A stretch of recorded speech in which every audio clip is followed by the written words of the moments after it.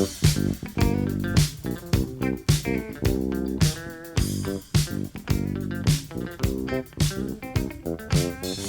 cookies. I love cookies. I love cookies. I love cookies. Welcome to Cookies, the world's most influential basketball podcast. It is a beautiful sunny day here in New York City. Andrew Kuo, how are you recuperating after yesterday's marathon? Well, if you're talking about the marathon of watching Julius Randle bricks on tape, the endless hours of that experience, I'm a little hoarse from yelling at my computer screen. So the marathon went amazing, and I'm doing stupendous. The Randle Brick Marathon, I thought the best takeaway was when people listed his shooting numbers, like 5 for 12, 5 14, 5 19, whatever in a row. And the joke was that it was Randle's like spring tour. And it was pretty good. It was pretty good. It was a lot of That's 4s good. and 5s back to back to back to back. We can talk more Randle later. Yeah, that's. But I don't want to tease the Randle comment. that big Randle talk that we need to have. But yeah, yesterday, New York City, a gorgeous 60-degree Sunday. The whole city turned out to root on the marathon runners. It's a special day. I used to live in an apartment that overlooked the marathon route, and I always would kind of forget about it because I don't run in the marathon. And then there'd be all this noise and bands playing, and I'd wake up bleary-eyed and be like, "Oh right, here comes the marathon." Yeah. So yesterday was that. Did you go out and watch some of the joggers? By accident, I headed out there with my family to go find noodles. So I was going for that carb marathon. And by accident, I walked by a large portion, a few miles of the marathon. I was down. I'm not a parade bro. Don't accuse me. Do I look like a parade bro? Like, if the Knicks won it all and there was a celebration in the Canyon of Heroes, I probably would watch on TV, I think. But it was cool seeing New Yorkers I come can't out. see you going to the parade. It's whack. Why would I don't live in New Orleans. I'm not into like festivities like that. I'm a grown ass man. I left all my group chats. I'm an adult. I don't go to parades. Wait. We're going to get back into the marathon. You just said something that really is shocking to me. You've left all of your group chats. I did. Well, All of okay. them. We have to define leaving and group chat. Leaving, I don't respond to any of them. Group chat being like more than like 2 or 3 or 4 people just like bantering, whether they be acquaintances or really good friends. I'm not talking about like making plans with the same 5 people and being like, anyone around on Tuesday? That's not a group chat. That's just planning. But the shit that's like, yo, Randall sucks, or Wemby's the truth, all that stuff, I don't do it anymore. Are these just basketball group chats, or do you not have other kinds of group chats? I have friend group chats about like music. So people be like, that new record's amazing. But I left them because, first, I'm not a child. Those are for teenagers. Second, you can't really get any jokes off because it's like so fast and furious with people like dropping opinions. And by the time someone makes a joke, they're referring to something that's like 15 texts previous, like the flow is all wrong. Like, I don't like having dinner with more than like 4 people, because if you get to like 6 or 8 people, it's like you can't talk to anybody. You're just talking to the person next to you. I understand that there are similar dynamics in most group chats, just in terms of a few people are more active. If everyone's cracking jokes, then it's fast and furious. If you aren't paying attention, you go back and you reread, you can't chip in jokes because the conversation has moved on from something that you had, something maybe funny to say or insightful or a link, but it doesn't make sense because even 20 minutes later, the conversation has morphed into something else. I understand those dynamics are probably common to the vast majority of group chats. That said, I think each one has its own personality, right? There are my worst group chats, the ones that I absolutely loathe, are pickup basketball group chats with a bunch of anonymous numbers that are always mad during Knicks games. It's like the worst of all worlds. I don't know the people who are in it. I don't know. I had no idea other than they play basketball with me at some point, and they're just mad about the Knicks, and they're mad at Julius Randle, the brick marathon. They're furious. They're calling him a bitch, and I don't know who these people are. It is the absolute worst. But I stay on it just because I want notifications on like when there's going to be a run. Sure, this is just that's the worst. Stuff. That's the Planning worst. stuff. Yeah. I have it muted. There are also ones that are friend groups that are just like chatter. There's my own basketball one, which is a far better version of that. Not only because I know everyone's number and who's speaking, but because it's kind of just basketball related. And it's pretty segmented. Like someone will be like, "Hey, here's a cool dunk. Here's like a funny photo," and it stays pretty mellow. Right. Well, wait. First of all, how many group chats are you in? How many conversations are you having simultaneously? I'm not right now. I would say I'm in. Let's see. I would say one's called Greenpoint Knicks. I know who's in that one. Maybe. No, you don't know anybody in that. Oh, I don't know anybody in that. It's not the Park Homies? No. Then I've got two other ones that are pretty active. So I would say 3 right now.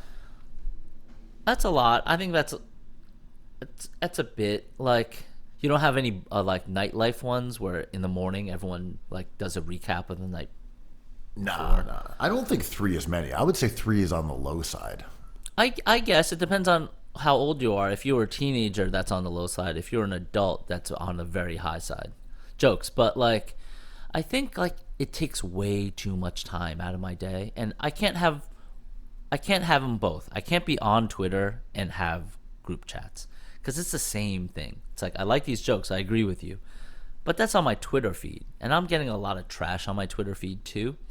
And I gotta clarify, like I am the trash. I am the traffic. Like I'm not saying like I'm not accusing everyone else of being dystopian.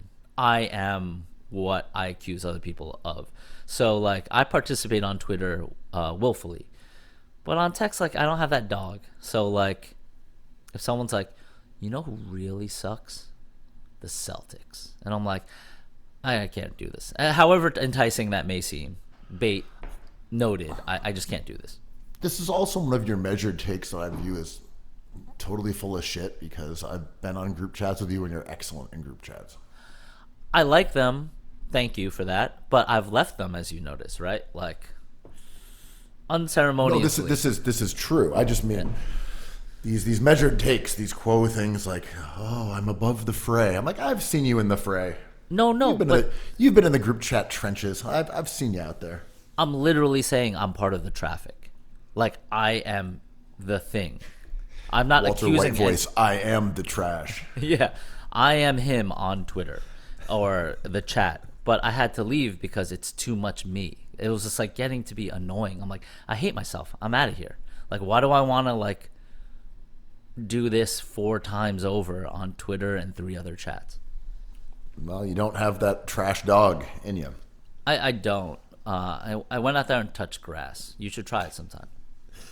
So you're out there, wandering around the marathon, mocking the group chat of runners, hundreds of thousands of group chatters. I got yelled at by a cop. Of humanity. Yeah. What did the cop yell at you about? Man, I think I was on Fulton, and I was like trying to get to the DeKalb Market, and I roll up to a neighborhood police officer, and I asked him, "Sir, can I ask you a question?" And he goes, "What?" And he rolls his eyes. And I'm like, I know you're enjoying this is not San Gennaro, this is not your favorite beat, but like, how do I get across this flow of people? He's like, you just have to walk across. I'm like, but it's like a procession of many joggers. This was like peak hour, like 9:30 a.m. And he was just like, you just got to interrupt it and go through. I'm like, that doesn't seem very neighborly, but I'm going to do it.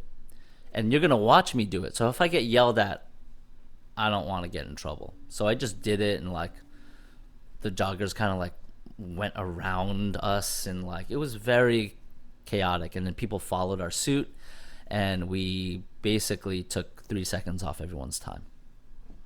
So the way to do it, maybe you did this correctly, is you have to do it at a diagonal. And that's why when they fence off the street with the ropes or the police tape, it's a little bit annoying. But the real thing is you have to do it on the diagonal. That's the way.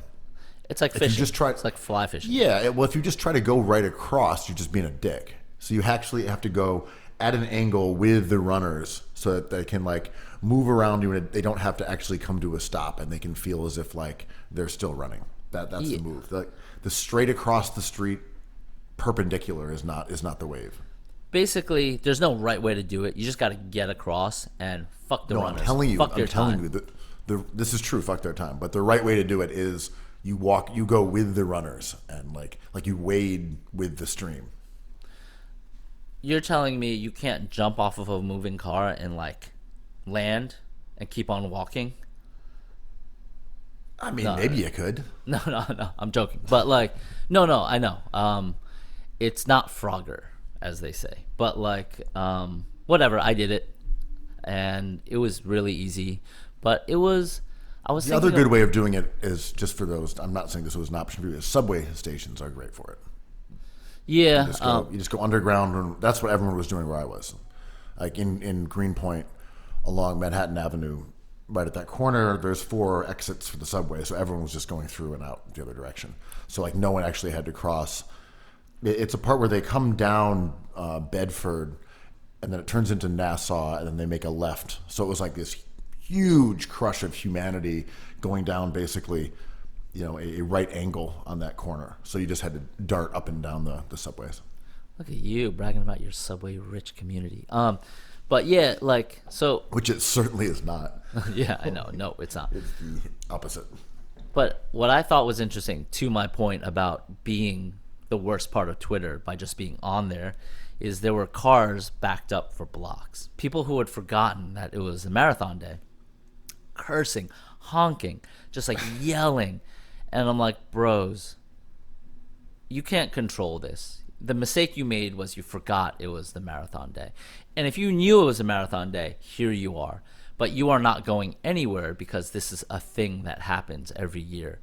And I'm like, honking at the 40 cars in front of you is an emotional kind of release, but like you are the person in front of the person in back of you. So like, what are we doing here? Yeah, you are indefinitely cooked, my dude. Yo, Like you just have to know it's a New York City marathon. If you get in your car like, I didn't know it was a marathon. Yep. And I got stuck in traffic for 3 hours. That's like 100% on you. yeah. I mean, you're gonna be stuck It's like there. one day. It's like one day of the year. You just have to remember that.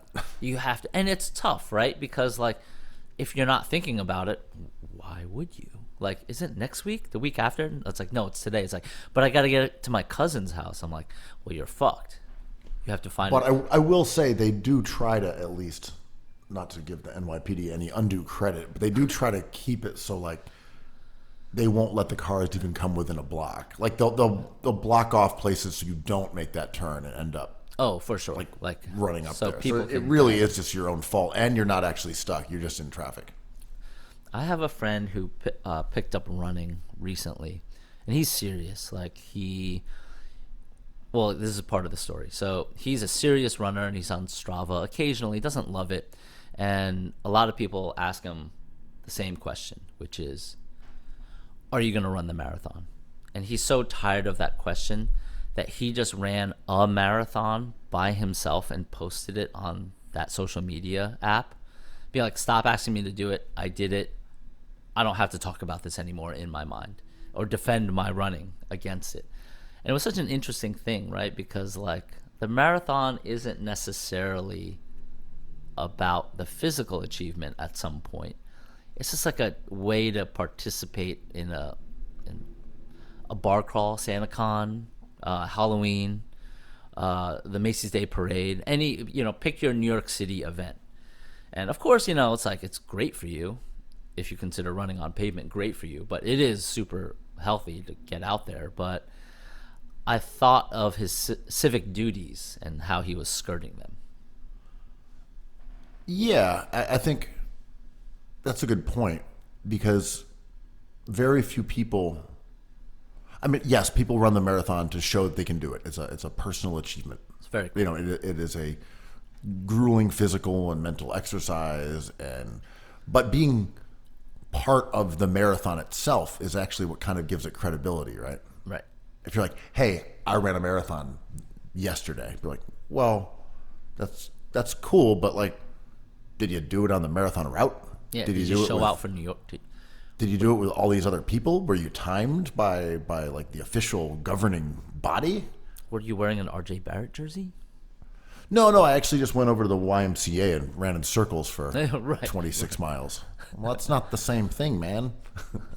It's like, I'm a 9/11 sufferer or whatever you call it. The Curb Your Enthusiasm skit. It's like, oh, what tower was your father in? It's like, no, he died of a heart attack in the subway uptown. It's like, well, it was on 9/11. But, yeah, I don't know. I'm down for people running these. It was nice. I was trying to think of my New York feelings as I was walking through all this stuff. And I was psyched. But the marathon ain't for me. I got to be honest.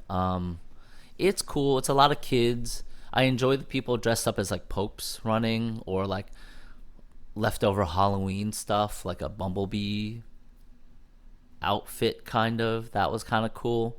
I mean, this wasn't a Death Grip show, but it had some of that. Yeah, I think the nicest part about it is that it is just a de facto holiday. Mm-hmm. That's only in New York. I mean, I know there's a Boston Marathon, whatever. Like, sure, there are marathons other places. I just mean Right. That day of the year here is like, oh, it's the marathon, so people are going to be having beers at 10 a.m. on a Sunday and rooting on their friends, and the streets are going to be kind of annoyingly shut down if you want to get around. Yeah. And like, there's going to be cheering crowds and bands and things like that. Are any of these things like my bag? Not necessarily. No. But it is just kind of a holiday. No, it is a holiday. It's a holiday. Yeah. Well, like, yeah, you mentioned bars, and there's revelers, and like, how torturous it must be for these casual marathon runners who are in shape, who do their thing, who are not like sprinting for times and getting into like rankings and stuff. It takes them hours, and they're smelling the jerk chicken.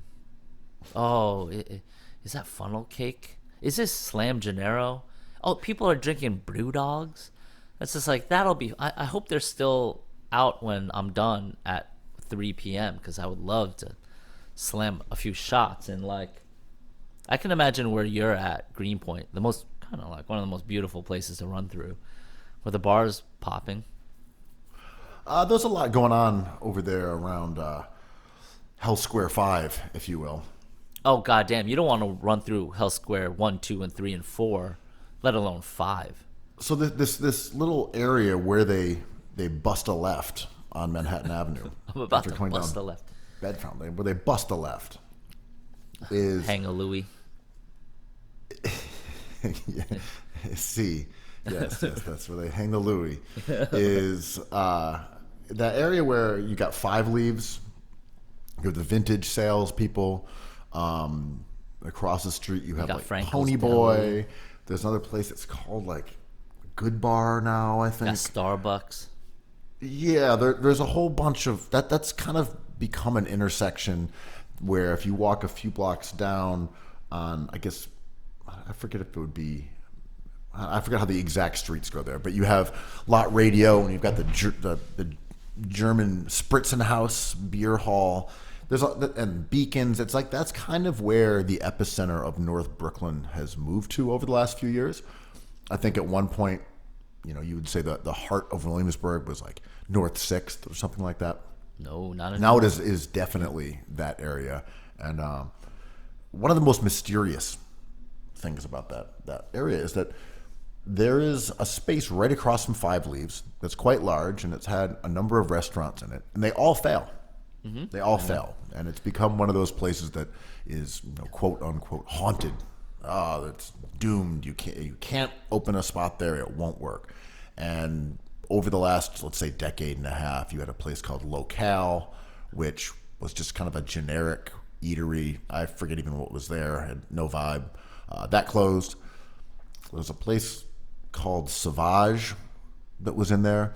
That was basically a French bistro, oysters and the like, and that was barely open at all.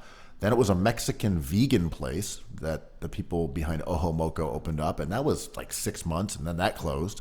And then most recently, it was called Cool World, and it was just like new American cuisine, open for maybe 6 months.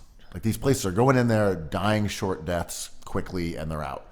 Now it's going to be a Brooklyn offshoot of your favorite New York City bar, Ray's.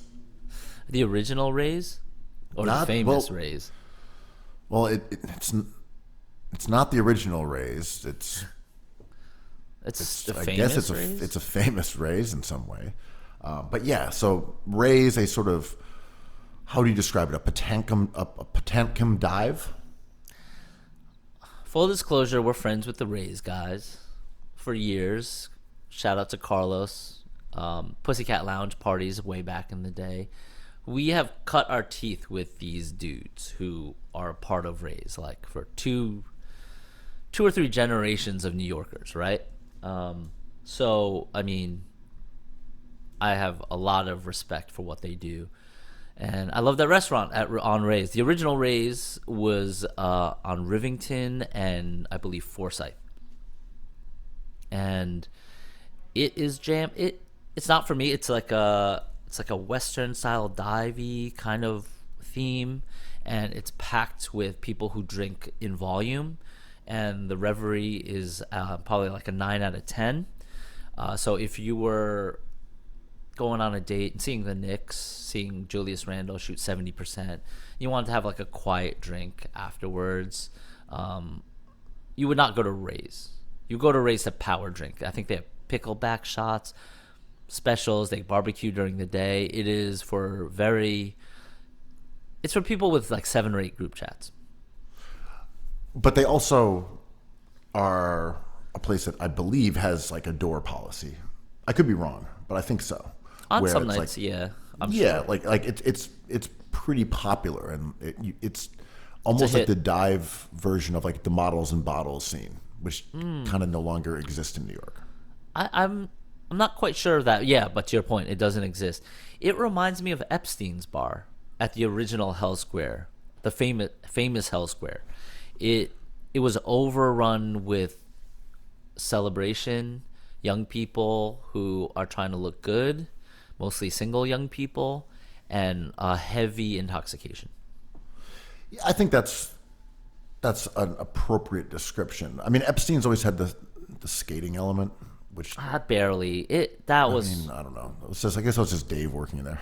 Yeah, there were friends working there who were skate community people or skate adjacent people. I've even DJ'd a bunch of Epstein's. It was just lost. Remember when pianos opened up? It was for weirdos and performances upstairs, and Humi from Swim is a partner, and she is like in cool noise bands, but immediately got found out by young celebratory drinkers, and they were like, okay, sorry guys, but we're just gonna try to make as much money and leave here as soon as possible.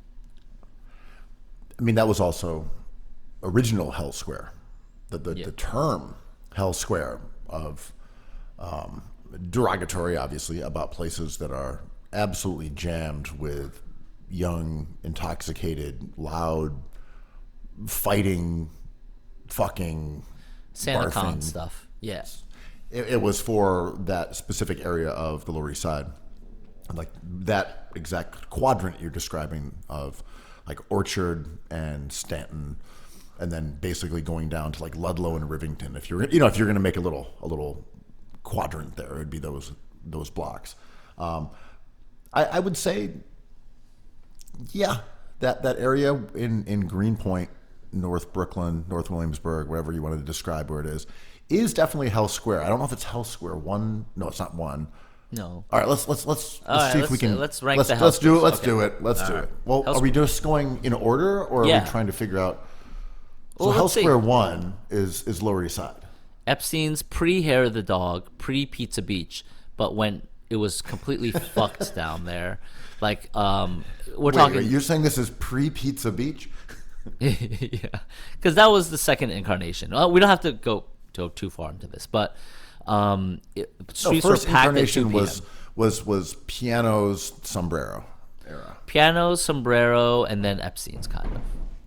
Yeah, that's fair. Okay, and then because Epstein's was after the whole like A-Life Ludlow thing. That's not Hell Square. And then Hell Square. I agree. I'm saying Hell Square it's Piano's is the real line of demarcation, in my opinion. Fair. And Hell Square 2 gets tricky. A 3-4 is easy for me, but what is Hell Square 2? Well, obviously, Delancey and Ludlow is a Hell Square. I don't know if that's 3 or DL. 2, but that is absolutely a Hell Square. There's no doubt about it. I would claim that is. Let's just make that 2 until proven otherwise.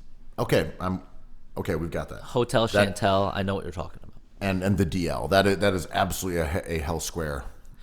Let's call it Hell Square 2. I think that makes sense. But I want to pause a little bit and say the clientele was very different. They did not migrate from the original Hell Square because the DL and Hotel Chantel catered to a different demographic, right? Like Blake Griffin did not want directions to Hell Square 1. But kind of true, but I think it all just sort of melted enough. together. Fair enough. All right. What do you think for number 3? Is it the Dickhead Triangle? It never got that crazy. You're right. I mean, there was a But lot I mean, of yeah. I'll hear you out. All right, we're talking Dickhead Triangle, La Esquina, Cafe Select, and Jack's White Frida was later. White Frida. Right. Yeah. That's what I was thinking because that to me predates this incarnation of Dime Square, which is like a version of Hell Square, right? It's really just La Esquina pilled. Dime Square? No. I mean, if we're going to say that Dickhead Triangle Mm-hmm. is the second or third held square, I'm not sure. But remember when Supreme was up the street and like Supreme skaters would practice in Dickhead Triangle and like chill all day? Like that was kind of a hang with like La Esquina definitely being the fulcrum of that area. But Would we say that was Hell Square 2? nah, man. I think Delancey was before that because we have to put respect on that McDonald's name, right? We cannot have this conversation without mentioning the legend of the Delancey McDonald's. Yeah, that's true. Okay, so we can say Dickhead Triangle is Hell Square 3. I'm fine Okay. with that. Listeners, help us out here. Just holler at us. Because number 4 would be what has become the hotel and Le Dive, right? Servo. Yeah, I think that's fair. You know, and if we're excluding Williamsburg out of this conversation, there was a time when I would say that North 6 qualified as a Hell Square. You talking about C, the Asian eatery that catered to a that specific vicinity when demographic? you had Yeah. Williamsburg Music Hall, C, and then a Planet few other Thai. spots. Yeah, Yeah, you had that whole thing, and now it's gone. it's gone. That stuff is just high-end commercial retail and like a bar here. Then, well, you had the other spot that was like John Blowski's or whatever it was called. Right. You know, I love to Z? poop on the idea of gentrification, but that specific neighborhood was literally gentrified, in my Again, opinion, remember, because of the taxes. I would say that North 6 was a Hell Square for a second, I but hear then you. it vanished. Well, like, remember when CMJ was a thing? This is a good litmus. When CMJ, College Music Journal, would do the music festival in New York City, basically, at different locations, they picked the locations you're talking about around North 6 and also Ludlow. So kind of checks out. I remember going to see Petey Crack, now known as Petey, from the State Property Crew at a CMJ event believe it was probably a fader pilled event, and it was absolutely on Ludlow. Oh, well, And yeah. Was it pianos? it wasn't Pianos. It was on the right side of the street, further down towards Delancey. I forget exactly what the venue was called. Oh, okay. I could also be wrong, but anyway, it was in that vicinity because me and Josh Wildman, who you DJ'd with for a long time, we went PDPD fan. with PDPD to Max Fish and hung out and had a great time, and he was charming, and then invited us to go to his bachelor party in Philly the following week, and Please tell I me did you not went. go to that. God damn it! I did not go. Did I don't know Josh anyone go? who went. I'm not sure. But anyway, charming guy. Really enjoyed PDPD's presence at the Fish. That was a very memorable. Wait, his Of first name was memorable PD night. Pablo, right? No, PD Pablo is wave your shirt over your head like a helicopter Right, in North right, right, Carolina right. stand My up. PD Crack was state property and then became known as PDPD. And now is he just PD? I think he's just PDPD. I'm not totally sure. There was an article someone wrote last week about disappearing mixtapes, and he was Oh, basically yeah. saying that, like, people put stuff up on Spotify, and then certain songs where they don't have the rights to maybe what they're rapping over get taken down. Dat Piff doesn't exist in the same format, and he's like, we're losing these classic mixtapes where there's this idea that if something exists once, you can find it on the internet. And he's like, it's just not true. It's There not are mixtapes that I'm looking for. And he's like, they aren't there. I can find 4 of 12 songs. I can find parts of it. I can find a YouTube with part of it like ripped. But he's like, we are just actually not having the kind of archival presence that we believe the internet's like infinite bandwidth would allow. I mean, this is an old story. This was I guess it was an old story, but this conversation got hot when Vine went down, and they're like, "Who is the librarian of the internet?" Because as soon as the servers shut this off, we're gonna lose a lot of content, and there's no way to retrieve it unless like the people who make it upload it somewhere else, and I doubt they even have an archive. So like there's a book that recently came out, I believe designed by the designer of The Joy of Basketball, Diane, and she designed like a mixtape book, and it's been part of my feed a little bit lately. I think this is where this conversation came from. I think it's directly related to that book. Yeah, and I saw somewhere like celebrities who collect or serious collectors of things, and I believe Eminem is like a mixtape kind of hoarder, collector, archivist. As someone who grew up in that era, who made so many mixtapes of every genre of music, I don't give a fuck about that thing. Do you care about that stuff? I don't know. There are certain ones that are let's have some ground rules here, Andrew. All right. There are the mixtapes that are basically albums, right? I'm Where talking it's like- pre-Canal Street. I'm talking pre-DJ Drama. Yeah, that's what I'm trying to distinguish here. Okay, There- okay. Like, for example, the reason I brought this up was PD Crack and PD Crack's presence on Problematic. the Public Enemy #1 mixtape with Beanie Siegel. PD was on that. He was fantastic. And that's one that I, not that long ago, was like, hey, I haven't heard that in years. It's not on Spotify, I don't think. So I just went and found it on Dat Piff, downloaded it, uploaded it to my own Spotify. I'm like, great, I can listen to this mixtape now forever. And that, because it's a great mixtape. And there's a few of them that fall into that category. Whatever, Clips got it for cheap, like the Wayne mixtapes, etc. But they're more like whole artist albums. And just that's over other later on people's in that production. era. I think this I book agree. that's being discussed is like, we're talking about Stretch Armstrong. Yep. We're talking cassette tapes, essentially. Like before Cornerstone started doing their like Sprite CD stuff. Yes. So this era prior to that was mostly a compilation of songs. So it was like DJ Clue, Ron G, DJ Arson, Kid Capri. That's what you're talking about, like tapes. Yeah. Who And they Kid, were dubbed maybe, over. things like that. Yeah. And yeah, the quality was hilarious because on Canal Street, people would have racks of these tapes. they'd be color Xeroxed and they'd be dubbed over a bunch of times. But sometimes there were tracks that were either unreleased or you couldn't get yet that you would hunt for, and you'd sit in your car and you fast forward and you hit it, you know, like it was a whole culture onto itself. And I have fond memories of my youth, but I don't have fond memories of these items. They were flawed. They were like, they didn't sound good. They were kind of expensive, to be honest, but they were cool. I saved them all. Like, I have all the Executioners, like a few Executioners things, like Tony Touch, Power Cipher. shit like that, you know. Yo, Stretch Armstrong, I've told you this. Stretch Armstrong hangs out in my neighborhood, and I'm starstruck. Like, I'll just be waiting for Japanese tacos on Tompkins, and Stretch will come through, and I'm like, this man is a fucking legend, man. And he's just like getting tea. I'm very into aging gracefully out of that scene.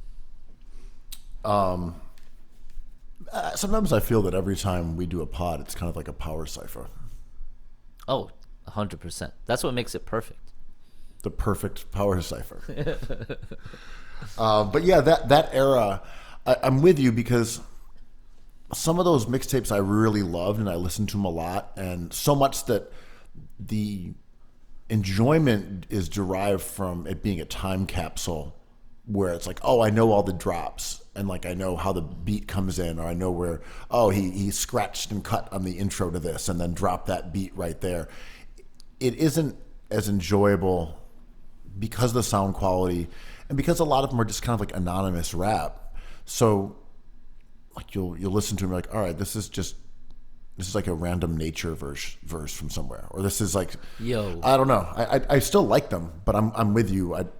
I think if they were higher quality or easily more accessible, I'd probably listen to them more. But yeah, going on YouTube and finding a Clue Summertime Shootout, I do it once in a while, but not that much. Yeah, and also a thing that I remember was I used to get these mixtapes with like really vague liner notes, but a ton of rappers and samples on them.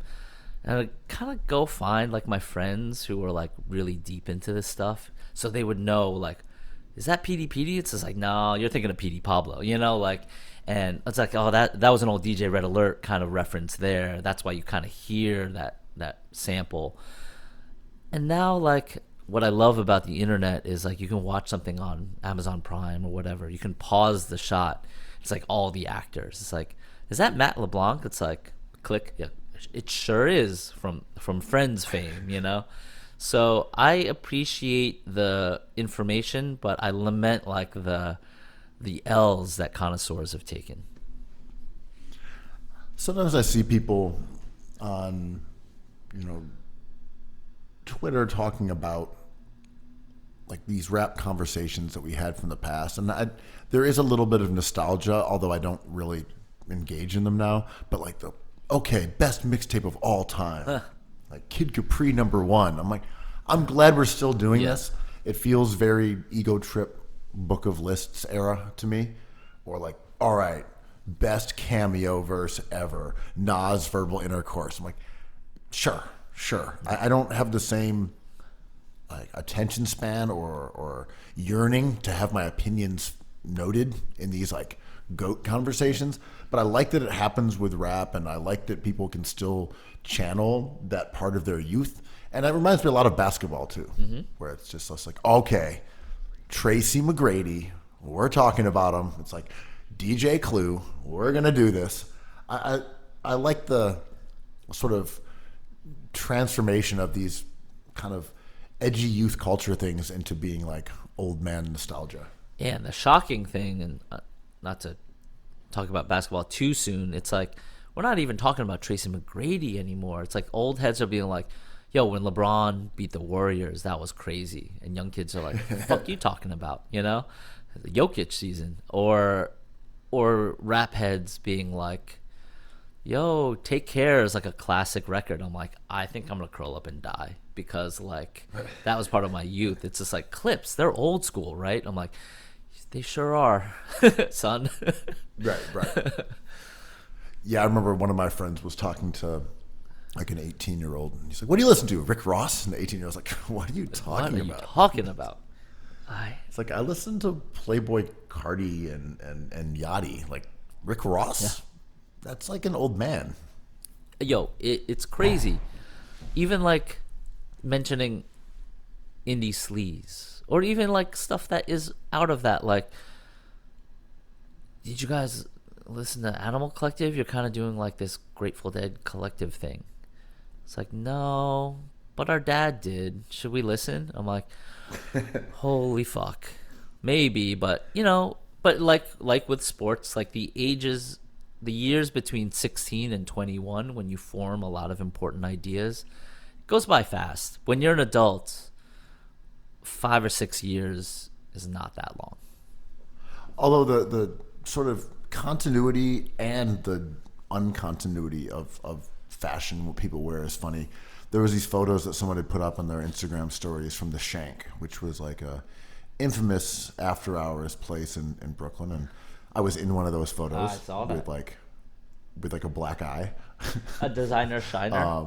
Damn.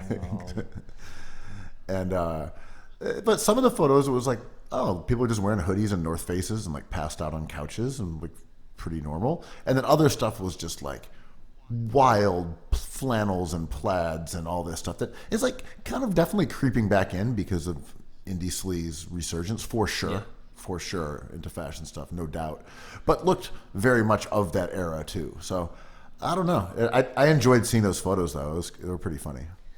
Oh my god, like we're talking about librarians, and like, shout out to the Cobra Snake, shout out to Josh Wildman, like the kind of watchers of our scene who are fucking annoying at the time. It's like, Cobra Snake is here again, and he's gonna like be a narc and take photos of us. And now I look at his photos and I'm like, there's something sweet about that. And we look fucking crazy with our sideways Kangol and like weird vintage tees. Like, we look definitely sweet. Here we come in our 8-ball jackets and sideways Kangols.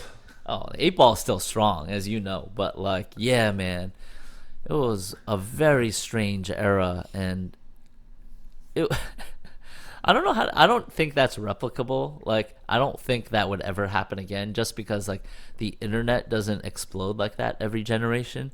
So everyone's trying it out. It's like, am I a cowboy, or am I like a goth? It's like, oh, I don't know. Try the cowboy on Tuesday and gothing on Wednesday.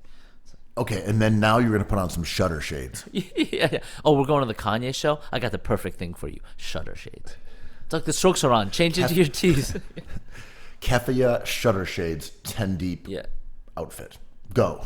It was fucking crazy. But like, I don't know. I like the beginning of the millennial experience, like in New York City, crossed over with like the aging out of like the Gen X people who were like still collecting records and like buying Rapture 12 inches. And I was thinking about this in a roundabout way. Speaking of like circular things I love, records and pizza.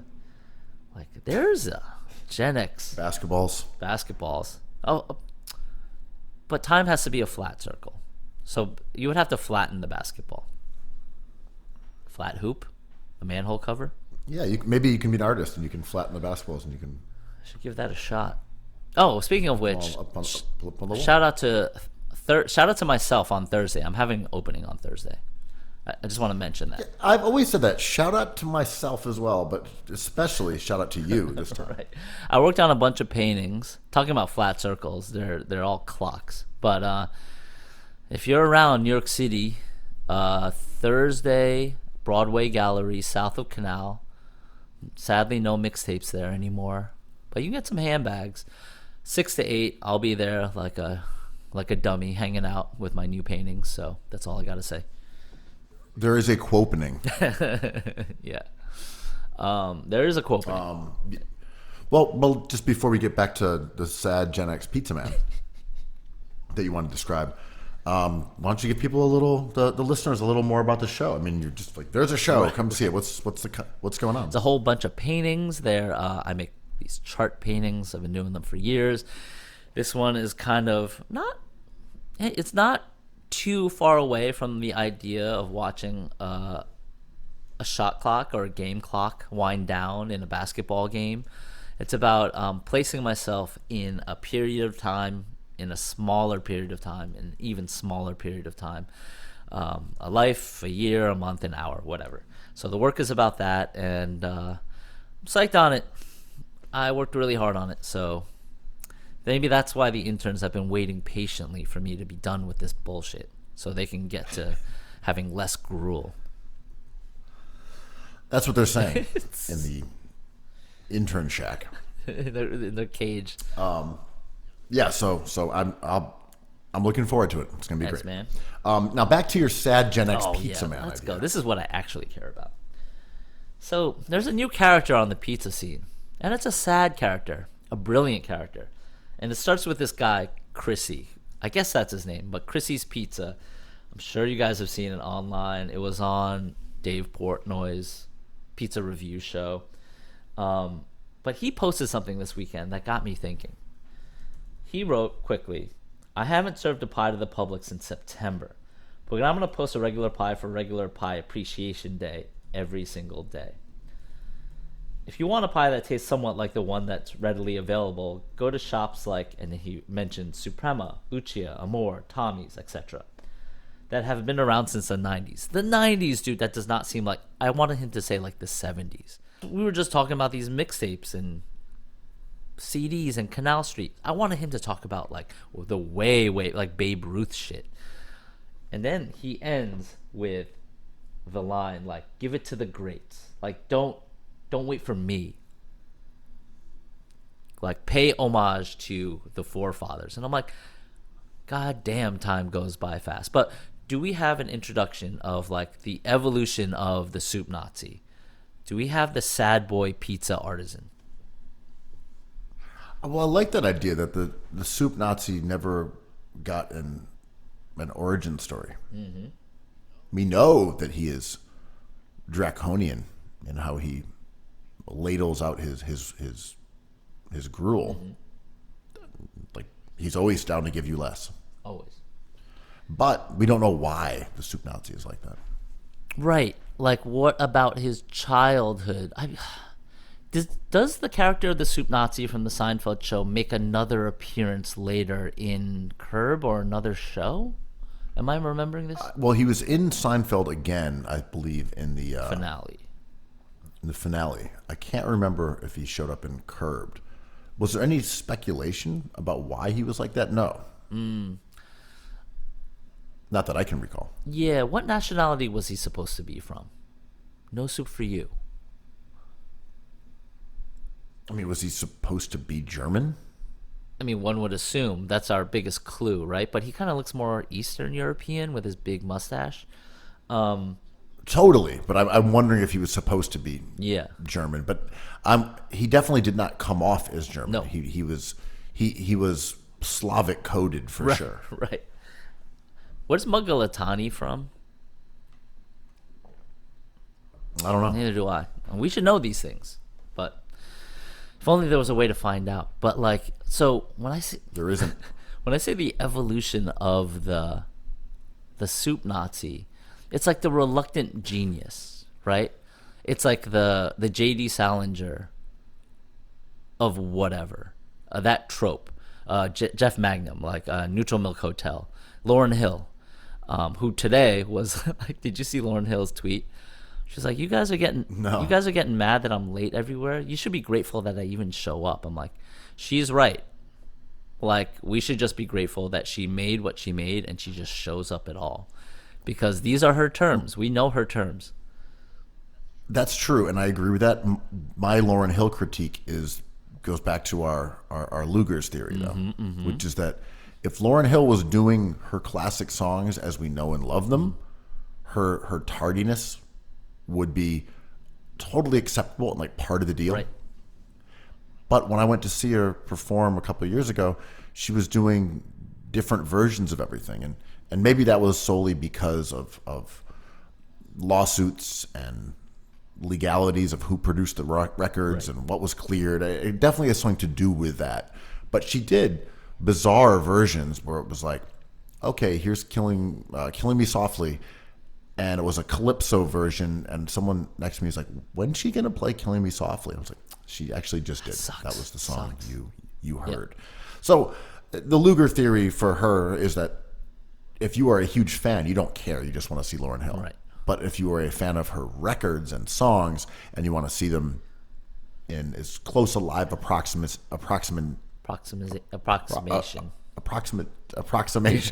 of what you're used to, that's not the deal. But the Soup Nazi, they kind of did nail that though, right? Even though it was from 30 years ago or whenever. It's the same thing. Like, you will abide by the Soup Nazi's rules. You will queue up patiently because the soup is so good. Yep. And you are agreeing to these rules. This is the Soup Nazi, and if you want some good barley soup, then you are going to patiently sit there with your bowl in your hands and deal with all of the inconveniences that come with it. Yeah, and like the evolution of that would be like, well, what is the Soup Nazi's origin story? Like you mentioned, it's like, oh, he's actually a sad guy. I'm like, ooh, this is interesting, and he makes pizza or whatever.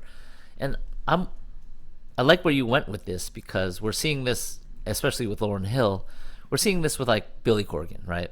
Beloved, Smashing Pumpkins records, kind of went weird, kind of like looked into himself and made some records that people don't necessarily love, but like 10 years of success is very, very respectable.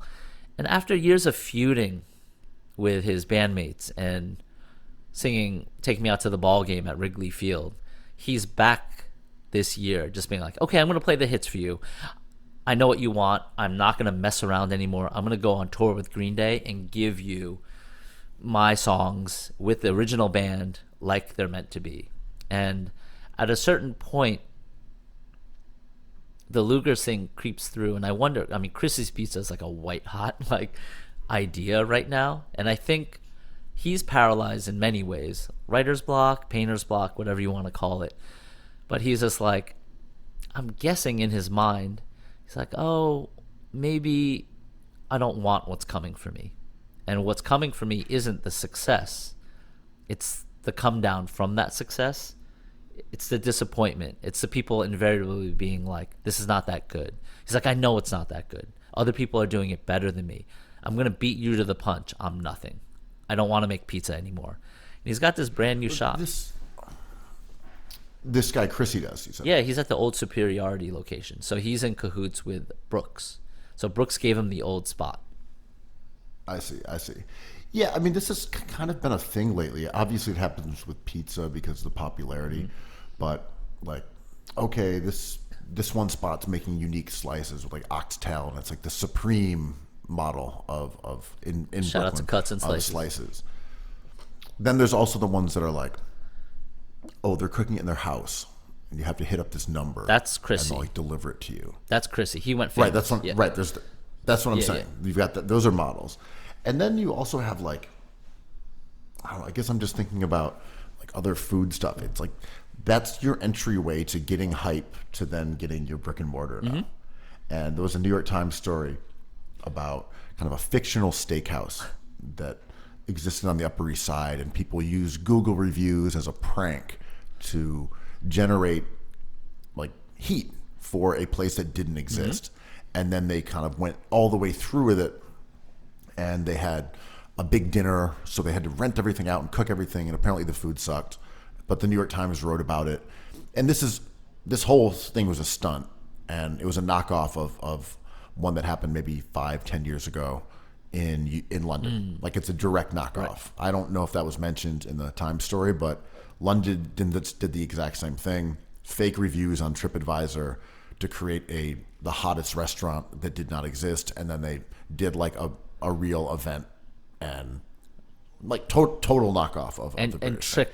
But this idea that like that, well, the New York Times knew it was a fraud, okay. So they covered it in that way. Right. You know, that the story was about this, but I just mean, I don't know if the New York Times knew it was wholly a knockoff of the British exact same prank. And I'm just saying that because I've actually met the guy who did the British one. He's like a very funny dude. He used to work for Vice and out of London. But all that said, the idea of something existing and not existing is kind of interesting here, because Like the Christie's pizza, it's like, well, you can't get it, but it's really good. You know, this may not exist, but you've heard someone say that it's good, even if you don't know that they exist themselves. Right. Kind of a compelling way of looking at something that at its heart is completely tactile, which is, you know, like food. There's a place on Gates in Brooklyn that went through this same exact thing. I'm hoping I'm saying this right. It's called Little Granai, I think, and it's Thai. And they used to work out of a ghost kitchen during the pandemic. Got a big following. Opened up a brick and mortar on Gates. Got reviews everywhere for a hamburger, but had no gas, so had to close down again. And it's kind of like this phantom idea of like this idea that's alive, the buzz that passes through and kind of like exists and doesn't exist at random points. Yeah, I think it's, and I doubt that this is anything new in humanity. Right. I'm sure when people were in the cradle of, Right. of civilization, like, dude, you have to try the pita bread from this guy. Yeah. Like, you Right. must.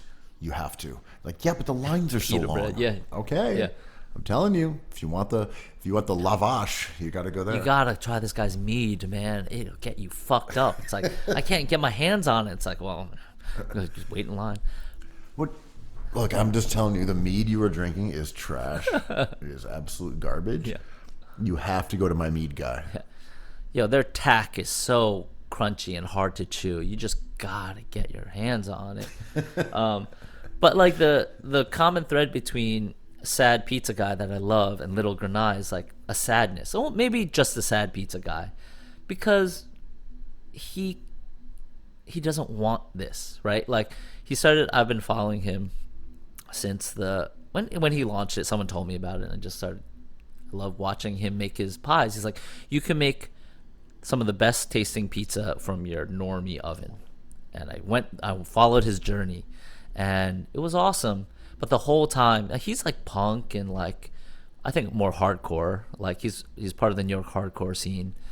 And he would have people over and he'd be like, okay, I'm going to make 20 pies on Saturday. Just line up. He's like, guys, you sold it out in 2 minutes. Thank you. And then he got kind of surly. It was just like, guys, don't order 3 pies under 3 different names. It's 1 pie per person. I'm just trying to do this thing. Do not fuck around with me. And then he was like, okay, no more pies.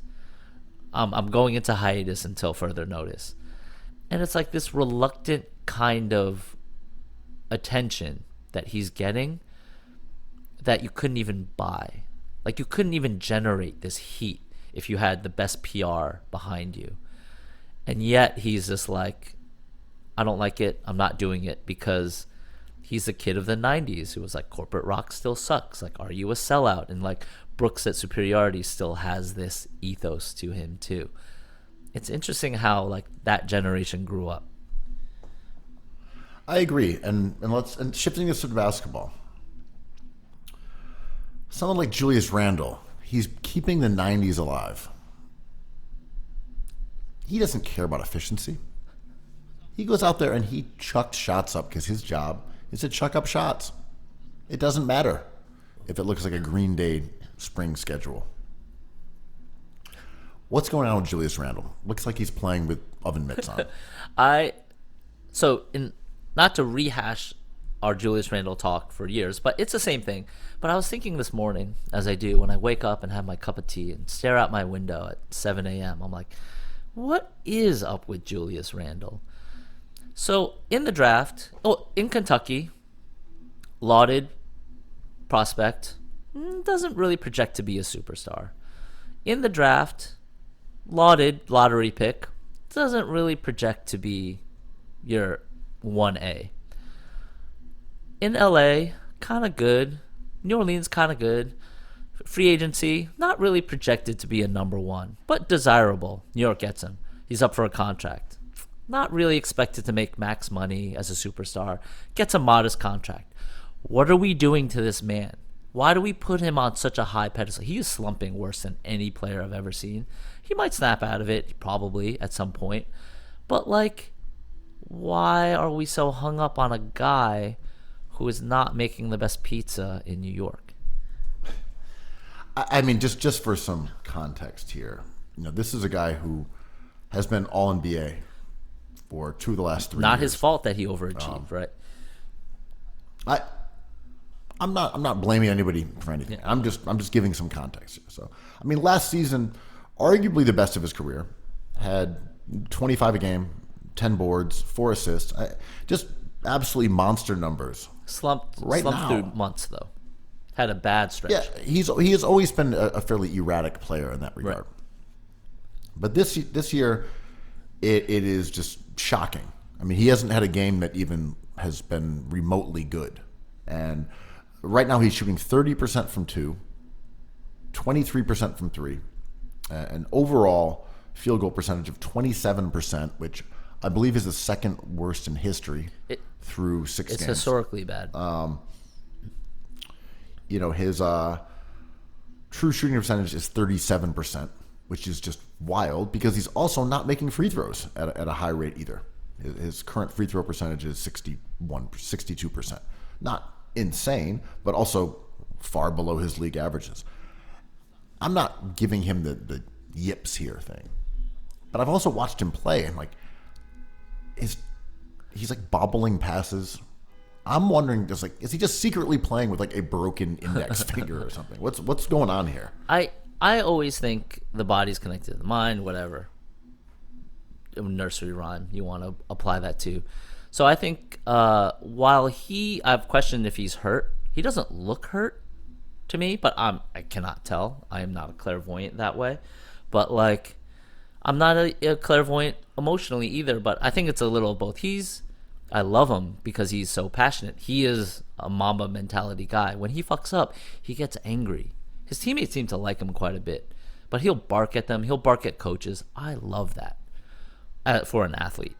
But I think, his body's betraying him, and it's sending signals to his brain, and he just has to play through this. But I don't think it's all physical or all mental. I think it's a little of everything and some bad luck. Things just have to go his way. He has to see the ball go in the basket. Here's one of the craziest things I've ever seen, Andrew. Looking through his spatial data, percentage of field goal by distance, right? So 0 to 3, that's scoring right at the rim. He is not a guy who scores a ton there. That's not really his forte. He's a guy who gets close to the basket, and he takes a lot from within the paint, like 3 feet to 10 feet, 10 to 16. But he doesn't take a ton right at the rim, but a good amount. He used to take a lot more, but right now he does not as many. He's more of a jump shooter. He fades away a lot. So right now he's only taking 14% of his shots at the rim, which is not a high percentage at all. If you go back, last year and the year before, he was taking 22%, 25%. And then you go back to Pelicans, that's all he was doing. Half his shots were from the rim. But here's the craziest stat. His career field goal percentage at the rim is 65%, 66%, let's say. Those are good shots. What would you guess he's shooting at the rim this year? 15, 1-5? 7. Right. I mean, he's going through... He's shooting 7% at the rim, where he traditionally shoots 66%. What the fuck is that? It's weird, and the sample size is small, and it kind of reminds me of the way people talk about Ben Simmons online, right? It's like, it's fine. Of course he was an all-star. Of course he averages like great true shooting percentage. But the thing that he's doing wrong now is so fucked up. I'm like, yeah, but what about when he led the league in steals? It's like, but he's not doing it now. This is the Randall kind of thing, right? It's like, yada, yada, right. He was 2-time All-NBA. He averaged 25 and 10. But now he's shooting so shitty through 2 weeks at the rim. And I'm like, this is all true. All of this is true, but the attention is too delicious to like. He's one of those characters in the NBA. People have always hated him for one reason or another in the way they've hated certain players. Certain players get a pass. His teammate, R.J. Barrett, gets a pass. Not from us, but like. I mean, look, I'm with you on this. I don't have a real problem with Randall. I think that occasionally there are certain guys who are streaky players, and this can involve both like the kind of shots they're getting, randomization of results, Randallization. how they respond to those results, whether they use that frustration to get better shots or whether that somehow compels them to even get worse ones. Like, all right, I've missed 3 threes in a row. Now I'm going to like charge into the lane and throw up some wild shit. Yeah. Or do you say, no, I'm a good shooter. I'm going to keep taking this open shot. John Starks, keep I don't shooting. know. I'm saying, yeah, I admire the fact that he's going out there throwing up bricks and it's like, whatever, dude, my job is to shoot and I'm going to go out there and shoot through it. Yeah. The Knicks are 2-4. What else are you going to do? They played the Celtics. They won against the Celtics. So like they easily could have beaten the Bucks if Randall has even a mediocre game. Like I'm not going to look at Randall and put lipstick on a pig, but like he's had a really historically rough 2 weeks. But you ride and die with him, right? It's not his fault. He's the best player on the Knicks. He's the best player on the Knicks because they have no other better player. So, like... I mean, Brunson might be better than him now, but that's only when Randall's... slumping. Shooting right. 30%. Overall, I think they're 2 top dogs on the team. And it's not his fault. If they got Donovan Mitchell even, he wouldn't have to be the top alpha guy. So I have so much sympathy for Julius Randle because he's so fallible.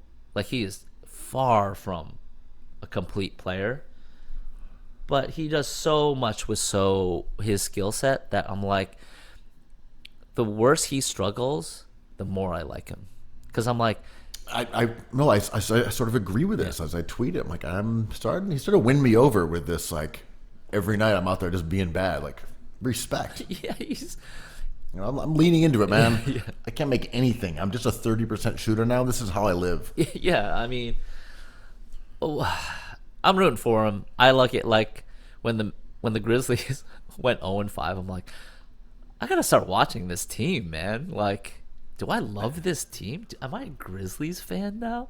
0-5. What the? I watched the Grizzlies lose to Portland the other night. They just figured out a way to lose that one. Wait, last night they beat Portland. 2 nights ago. Oh, okay, right. Yeah, it was. Maybe. Are you sure? Because they beat Portland last night. Maybe okay. So maybe Grizzlies ended up winning that one in overtime. Okay, yeah, I stand corrected. Or just regular. But they had like a 6 or 7 point lead with like 40 seconds to go and just blew it. But I think you're right. I think they did win in overtime. This was the game where they were hunting Ayton. I was shocked. I was tweeting through this. Ayton wasn't coming out to contests long-range shots that his offensive player was dragging him out to. And as they were setting screens to open up his guy, he wasn't following the ball to the basket. He was waiting for the rebound. And he's at like a very gaudy defensive rebound rate.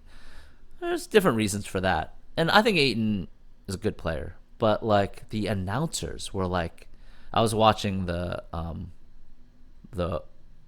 Memphis feed, and they were like, attack Ayton. If they're going to play Ayton, attack him every possession. And I think they outscored him 40-14 in the fourth quarter. I only saw the end of that where Shaden Sharp was carrying That's a different game. Portland down the stretch. Yeah. That was the one that I watched. Yeah. But it was a cool game, and it was lost in the rotation. Memphis was like just hunting Ayton. I don't blame them. So, the James Harden trade from Philly to the Clippers went down, I can't remember if it was a few hours after our show or the next day, but the last time recorded was right before the announcement of that Philadelphia sending Harden to the Clippers for a few expiring role players, guys like Nicholas Batum and Robert Covington, as well as a couple future draft picks. And I think Harden is scheduled to make his Clippers debut tonight in MSG. Woo! Harden versus Randall, classic, storied matchup. Classic. I don't know that we need to do that much trade analysis. People have done that. My only very quick analysis on that is that I know that people are excited to be done with Harden from the Philadelphia standpoint, that the vibes are good now. I'm glad that's over. And that's not how I view these situations because I don't really care about how the vibes are a week and a half into the season. That just doesn't matter to me. And I think unquestionably the Sixers are a worse team now than they were before the trade. For sure. And I like Batum. I like Covington. But James Harden has been phenomenal the last 2 years. And I know there's this element of bitterness that fans and media have towards Harden, that he's a laughing stock, that he's fat, that he's washed up. I'm like, the numbers don't say that. They don't say that. Like, I'm sorry, they don't say that. You know, the guy's scoring efficiency last year was just as good as it was during his Houston tenure. Like, right there. Like, right there. He led the league in assists. His assist rate was the same in Philly as it was. Yeah. He led it in the league in assists per game. His assist rate was the same as it was during his like MVP stretch with D'Antoni. His rebounds are exactly the same. You know, the guy made sure that everyone on Philly got good shots, got good looks, and the numbers reflected that. Players, especially Tyrese Maxey, were better with Harden on the court than when he was off. So this idea that like, well, he's holding Maxey back. I'm like, he wasn't. He absolutely wasn't. So we'll see. We'll see. I think Philly, I'm not going to put him on a fraud watch.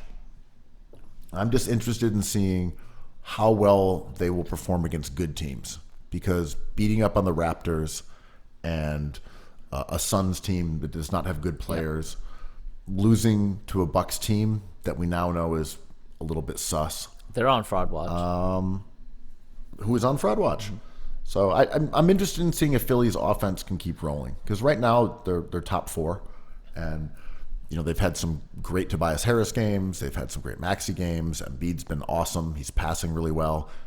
I'm just curious to see if the offense can hold up with a little more scrutiny, because when you take away someone that's as good as Harden, I just feel like there's an inevitable slump that comes with that. Yeah, for sure. It's so early in the season. Like, if you had the privilege to play the Pacers without Halliburton, like, your numbers are going to look amazing. So yeah, I think it's hard to tell what's going on, but I agree with you. I think there's no way the Sixers are better without Harden, who in my opinion was a top 10 overall player last year.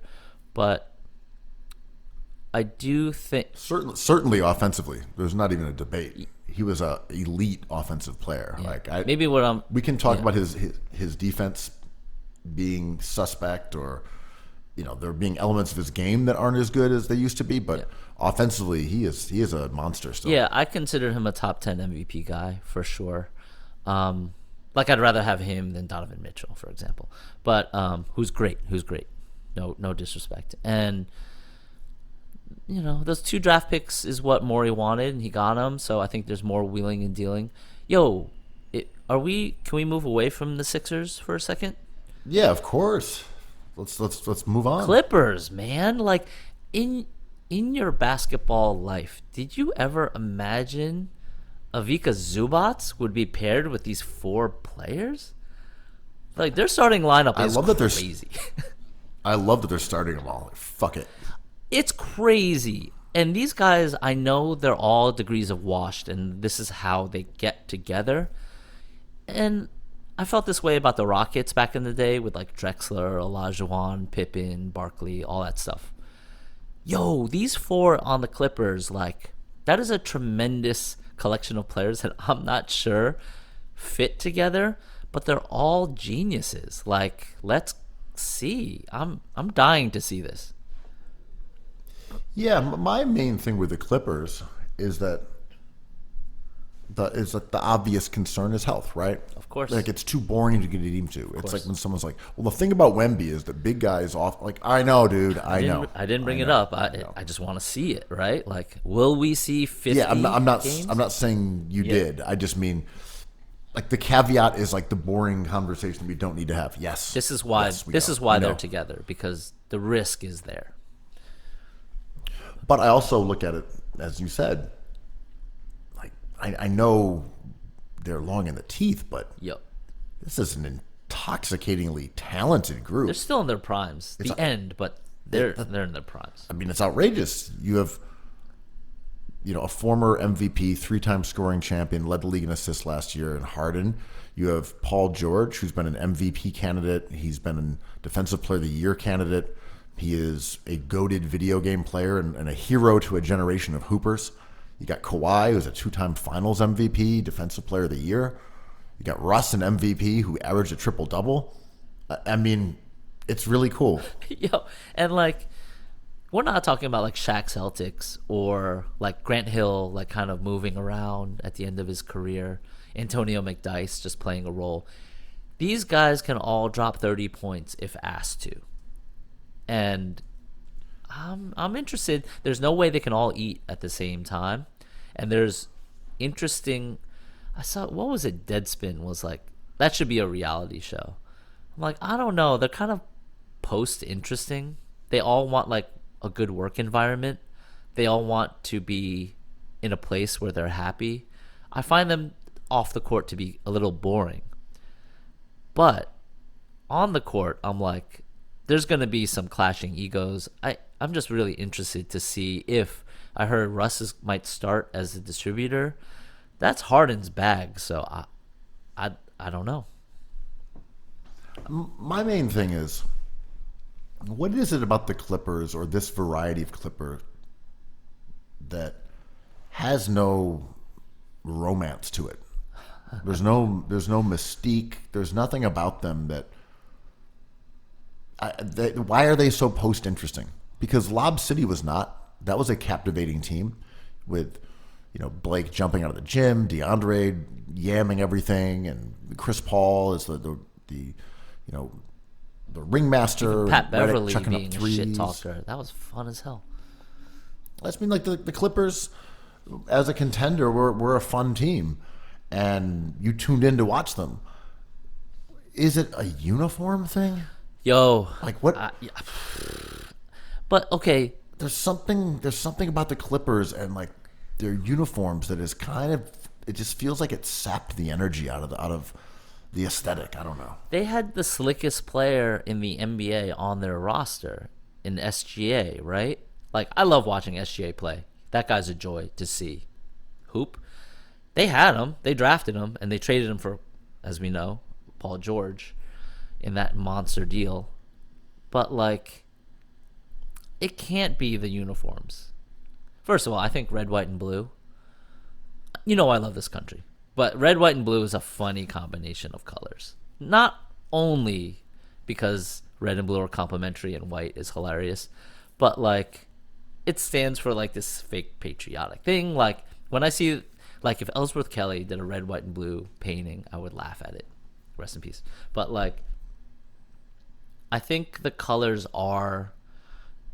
don't do them much justice, but I'm not sure, like, a purple colorway would make it better. Oh, it would make it better for sure. They've tried. They've paid money to redesign that thing. Can we talk about Jonas Wood redesigning their jerseys? Have we talked about, like, this rollout of their, I guess it's the in-season jerseys? Jonas Wood did the Clippers, Cause did Brooklyn, your boy Ronnie did the Knicks. Kind of good looking stuff. I mean, these are the same as the alternate jerseys, though, right? I mean, we talked about that, I think, last episode where people were furious about the alternates and saying we need to go back to, home and away and one alternate, like real, But pedantic uniform heads. But I didn't see, like, the flourishes of the Jonas one. The Clippers has this, like, flowers on the bottom where all, like, the sizing is. So there's, like, details. You could totally tell that there was a style guide that went out. Not to rehash last week, but in my opinion, it's because we're all watching on our phones. So they were like, it has to be clear and legible. We cannot have, like, a raptor dribbling a basketball with, like, triangles everywhere. It has to be simple because we're watching on these tiny screens. I'm convinced of that. So the Utah jerseys, while they don't have, like, a skyline on them, they look great on your phone.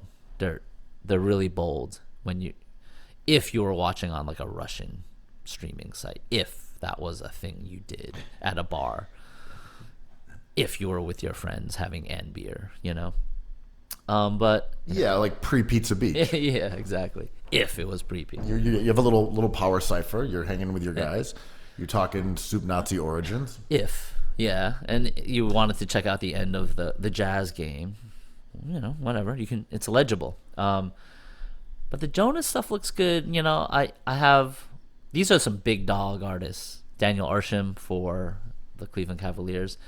These are some big dogs, and however much jealousy and admiration I have for people who get to do this, I'm into all of it, man. These are like well curated artists who have executed the NBA's plan.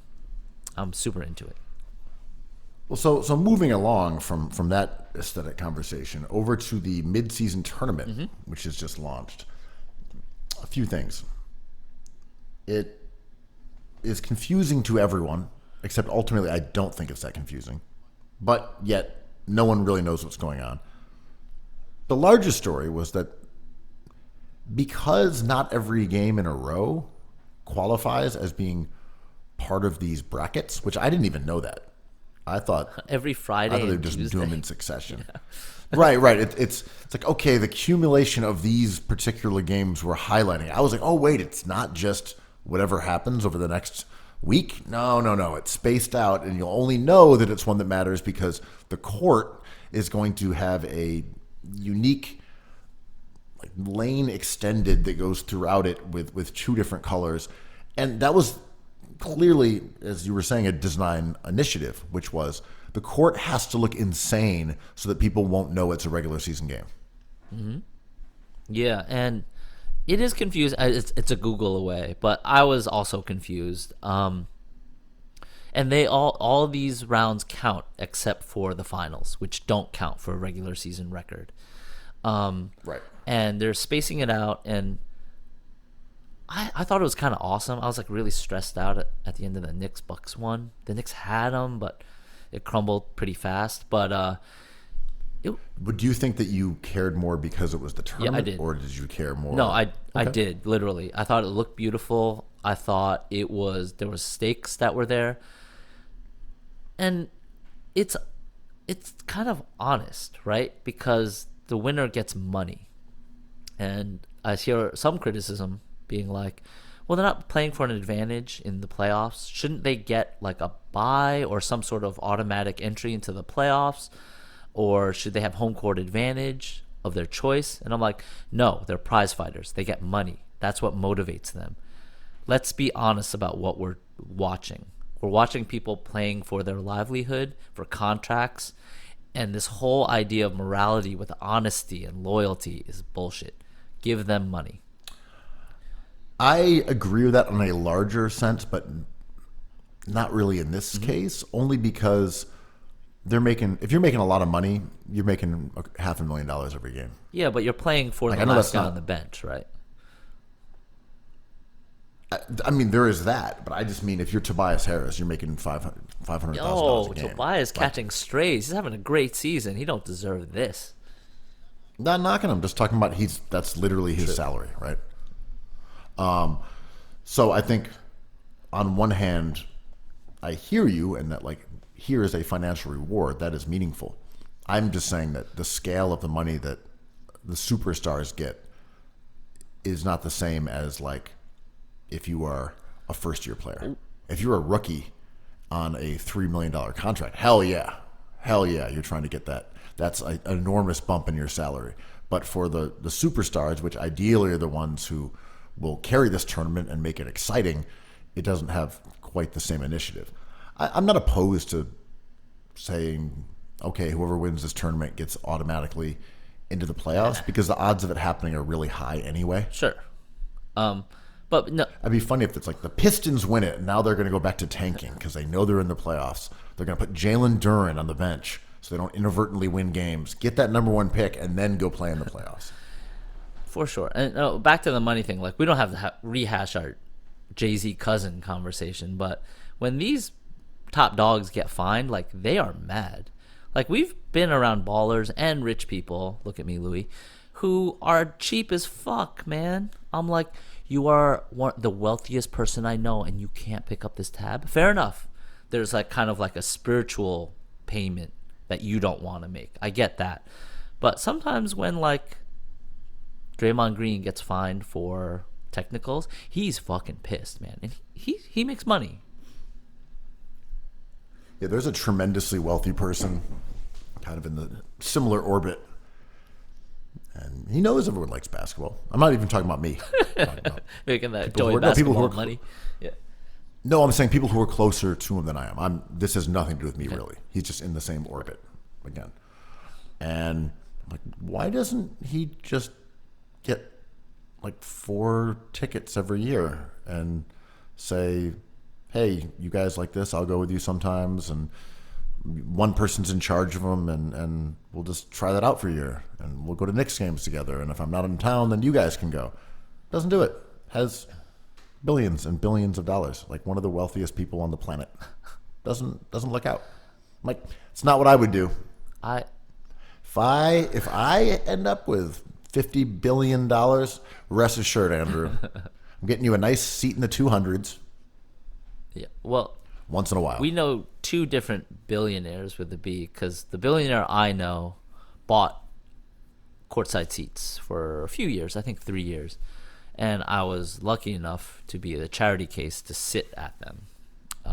That's what I'm talking about. That's the way to be a billionaire. But he gave them up because he was like, having to find people to fill this seat was so annoying 41 times a year, or like 30 times when someone he didn't go or someone he knew didn't go. And he was like, that was annoying. And then people judging me or asking me to go was annoying. And then people bailing was annoying. Like, I had to like spend an hour every afternoon trying to figure out who to send there. And then like the emotional kind of like political implications of me giving you tickets. He was like, I'm done with this. The Knicks aren't even that good. He was like, forget it. I'll give up my seats. And he gave them up. I hear all that. But that's also, when you're a billionaire, you just got to delegate. I mean, but this is my point, right? These people we know who are billionaires who cannot even spend that money, hire someone just to do this.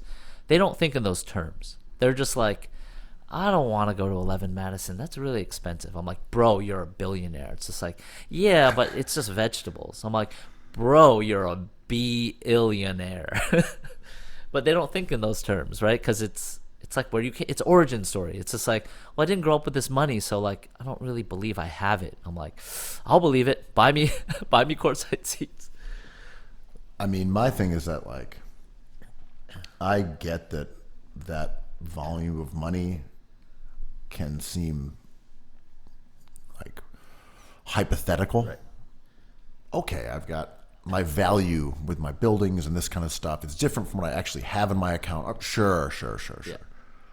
But I also think that, like, one of the hugest problems we've seen in America over the last, few decades has just been like billionaires hoarding their money. Like, get out there and spend it. We said this in our book. Beyonce, You know who's a good guy? Taylor James Swift. Harden. Yeah. James Harden, great dude. He gets money. He gives a honey bun, or several honey buns, to little baby. He's like, let's go to the club. Let's drop $50 a night on dancers. That's what you're supposed to do when you're rich. Yeah, but If you're just gonna either give it back to charity, donate it, do all those things, or just give it to people, but if nothing else, at least just spend it. but Driving a Tesla and eating frugally, my man. But then you're James Harden flying around the person you love to every game, putting them up in a beautiful place.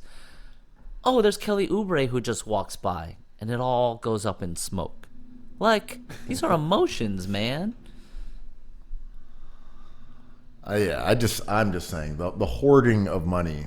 If the government won't step in and take it away from you, then you need to be spending it. More or less. I guess, but people are strange, man. Of course, I will never have. People's strangeness doesn't absolve them of what's better for society. But your morality is not their morality. That's why they're No, building. I'm saying their morality is super fucked up. I mean, Like, there's no question hoarding $80 billion or hoarding $3 billion or hoarding $1 billion is bad for society. There's no question about it. Like that's not even debatable. But I mean, it is debatable, but I agree just with mean- you. It is debatable, but I'm on your side on this. How? But like, you know, when Taylor Swift becomes a billionaire last week, I heard Eras grossed 4.1 and counting $1 billion. There was a lot of people being like, okay, she has to start a fund to give it back. And I'm like, what about the people who we don't know who have like 40 billion? This gets kind of complicated. I wish Taylor Swift would give it back. Beyonce is a billionaire. Jay-Z is a billionaire. Yeah, make a community, help somebody, of course, but like, Jay-Z is allowed to be like, nah, fuck you. Well, I mean, of course he's allowed to by law. I mean, that to me is the biggest issue here. It's like if you're in a society that says it's cool if someone has $1,000 million and it's cool if someone has $10,000 million, and we don't have healthcare and we have all these maladies and crumbling infrastructure and we don't have daycare for kids, all that stuff. If you're saying that's cool for us as a society, that's where my thing is. Like that's the ultimate issue. Jay-Z, you're right. He isn't obligated to do anything because there's nothing compelling him other than whatever his own sense of morality or the societal pressures would be. The issue is that we've just created a system that allows someone that discretion. Yeah. Like, hey, dude, do you want your $5 billion or do you want to have 1/100th of that? Well, I think I'll keep the $5 billion. Yeah. Great. Move on then. Yeah, and this is where I think the shift towards the system is a meaningful conversation as well as blaming the person who has the money. I kind of get exhausted being like, well, what's Beyonce's duty with that money now? I'm like, same duty she's had the whole time. Maybe a year ago when she had $999 million. Like, same. She's the same person. She just got over that hump. And what you're saying is correct. Like, the cheat code that goes into making that money, and I don't even know if Taylor Swift did. She is just like that popular, right? I would say like the system needs to be the conversation, not the people. Totally true. And I also do think, though, that it's 100% fair to ask people who have $1 billion what their obligation is. I think it's valid. They certainly aren't victims here. They can use their money in other ways. And like if they're siphoning that much wealth out of society, I think it's valid if society says, okay, well, what are you giving back? I'm not saying they have a certain obligation. I think that's on the state. But I think it's 100% fine to like abuse them. Maybe. Like yeah. I don't know. I mean, what do we say? No, they can't. Oh No, but like sorry, you have $1 billion. I have 300. I'm not allowed to say, dude. but the type of vitriol you- is why like don't you give kinda out? screaming into the void a bit. Like, But also still valid. There's a way to avoid that. If people want to have $1 billion and just not have anyone know about it, then you just got to be like a hedge fund guy. which they mostly are, and like we go after like LeBron and Taylor Swift and our friends. But, like, Totally. I'm just looking up the billionaire list right now. I'm looking at. I don't know anybody, man. Of course, Musk and Bezos. Of course. Yeah. Bernard Arnault. Like, of course, I know these things, but like, I may be Ballmer number 9. Go Clips. But like, I am ignorant, but like, I don't know who Mukesh Ambani is, and like, he's not a white guy, so I regret even saying his name. Amancio Ortega, like Jim Walton. I have no idea, man. I make paintings and I follow basketball. Walton's got to be Walmart, right? I'm sure. Yeah, that's Walmart. Michael Dell. Like, do I think about Dell Technologies? Like, kind of. But like, he has $68 billion. I'm like, Jay-Z's like, go after the Dell, bro. But I just mean I'm cool with people going after all of them, like that. the hoarding of wealth is to me so poisonous and so greedy, and America's gift to the hyper capitalist is that like there's no ceilings. You can just get as rich as you want here, and to look at that and say cool, thanks, and not say, well, in that case, I owe something to this country that has made that possible. I mean, that has given me the opportunity, even if I did it myself from the ground up, that isn't possible almost anywhere else on the planet. Then, like, if you just look at it and say, well, yeah, fuck you guys, then you're kind of part of the problem. or fuck the system and not the guy. Like, this is the criticism Joel Embiid gets. This is the criticism James Harden gets. Like, you're so greedy. Why would you want this money? Just play for the Sixers on a discount. I'm like, good luck telling James Harden that. Literally, good luck telling him that. He's like, nah, I'm done with this. I want my money. And it's like, but you won't even notice. You're so rich already. This would be your second or third max contract. Like, haven't you had enough? He's like, go ask someone else if they've had enough. Yeah, I mean, I wonder if we'll ever figure out exactly what the issue was. Like, did Philly offer him a big contract or not?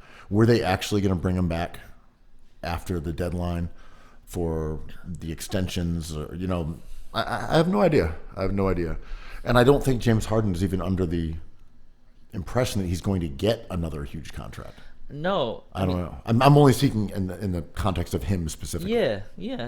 Like, if it was as simple as Morey promised him money, and Morey, as every other fan or basketball person who isn't James Harden's team, be like, oh, you're aging out a little bit and we can't be competitive if I give you all this money. The salary cap sucks, but like I cannot do it if I want to do a good job as a general manager.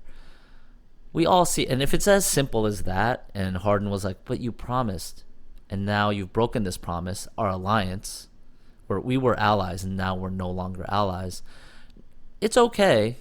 You're dead to me. I wish you well. Please get rid of me. Like, yeah, again, no need to even rehash it fully, but to me, this is definitely about Harden, like, opting out the prior year. Of course. And taking $17 million less. It's not even about this year.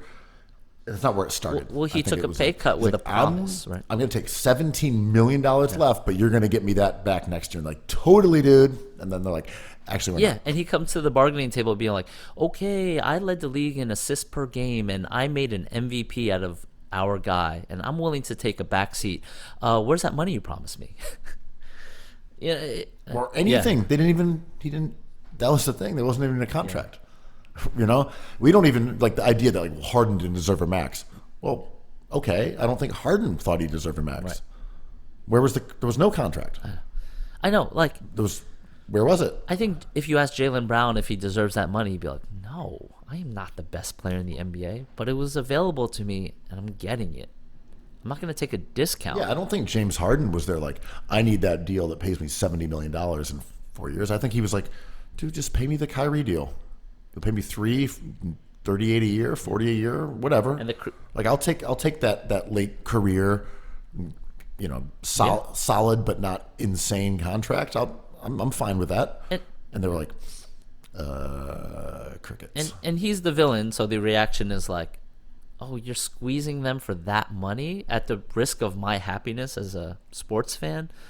It's like, these guys always do that, right? Like, What bothers me is like, bothers isn't the wrong word, but just I find annoying is people being like mad at James Harden for wanting to be traded, even though we all know that he's in the right here. But so is Morey. And then going back and like revising history. He was holding back Maxey. That's what it was. He was selfish. He was He was bad on Philly. Like, the guy was great. He was great. He single-handedly won 2 games. Everyone was better with him on the floor. He was one of the best offensive players in the league 2 years in a row. And look, yes, he is older. Eventually, these critiques about him being washed are going to be true. They will be true because he is on the downside of his career. He is in his early 30s. He will not be a great player in the coming years because age comes for everybody.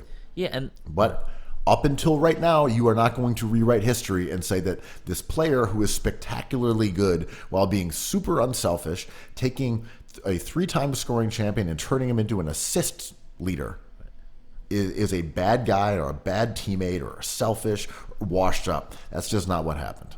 yeah, we got trapped into a Harden conversation. I agree with all that, but like, Anyway, yeah.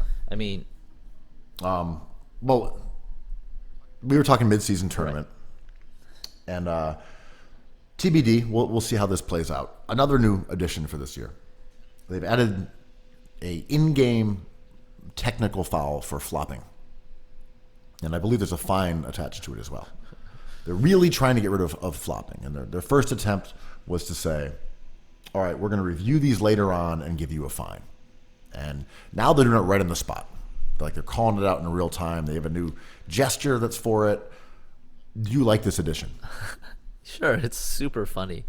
I think I saw Santi Adalma take a spill trying to generate a call, and he tried to act upset, but he knew what he did. And then there's a flip side, like my favorite team got I think a win taken away from them because of the Brunson flop call that actually ends up being a foul on Tatum, possession, 3 shots, whatever.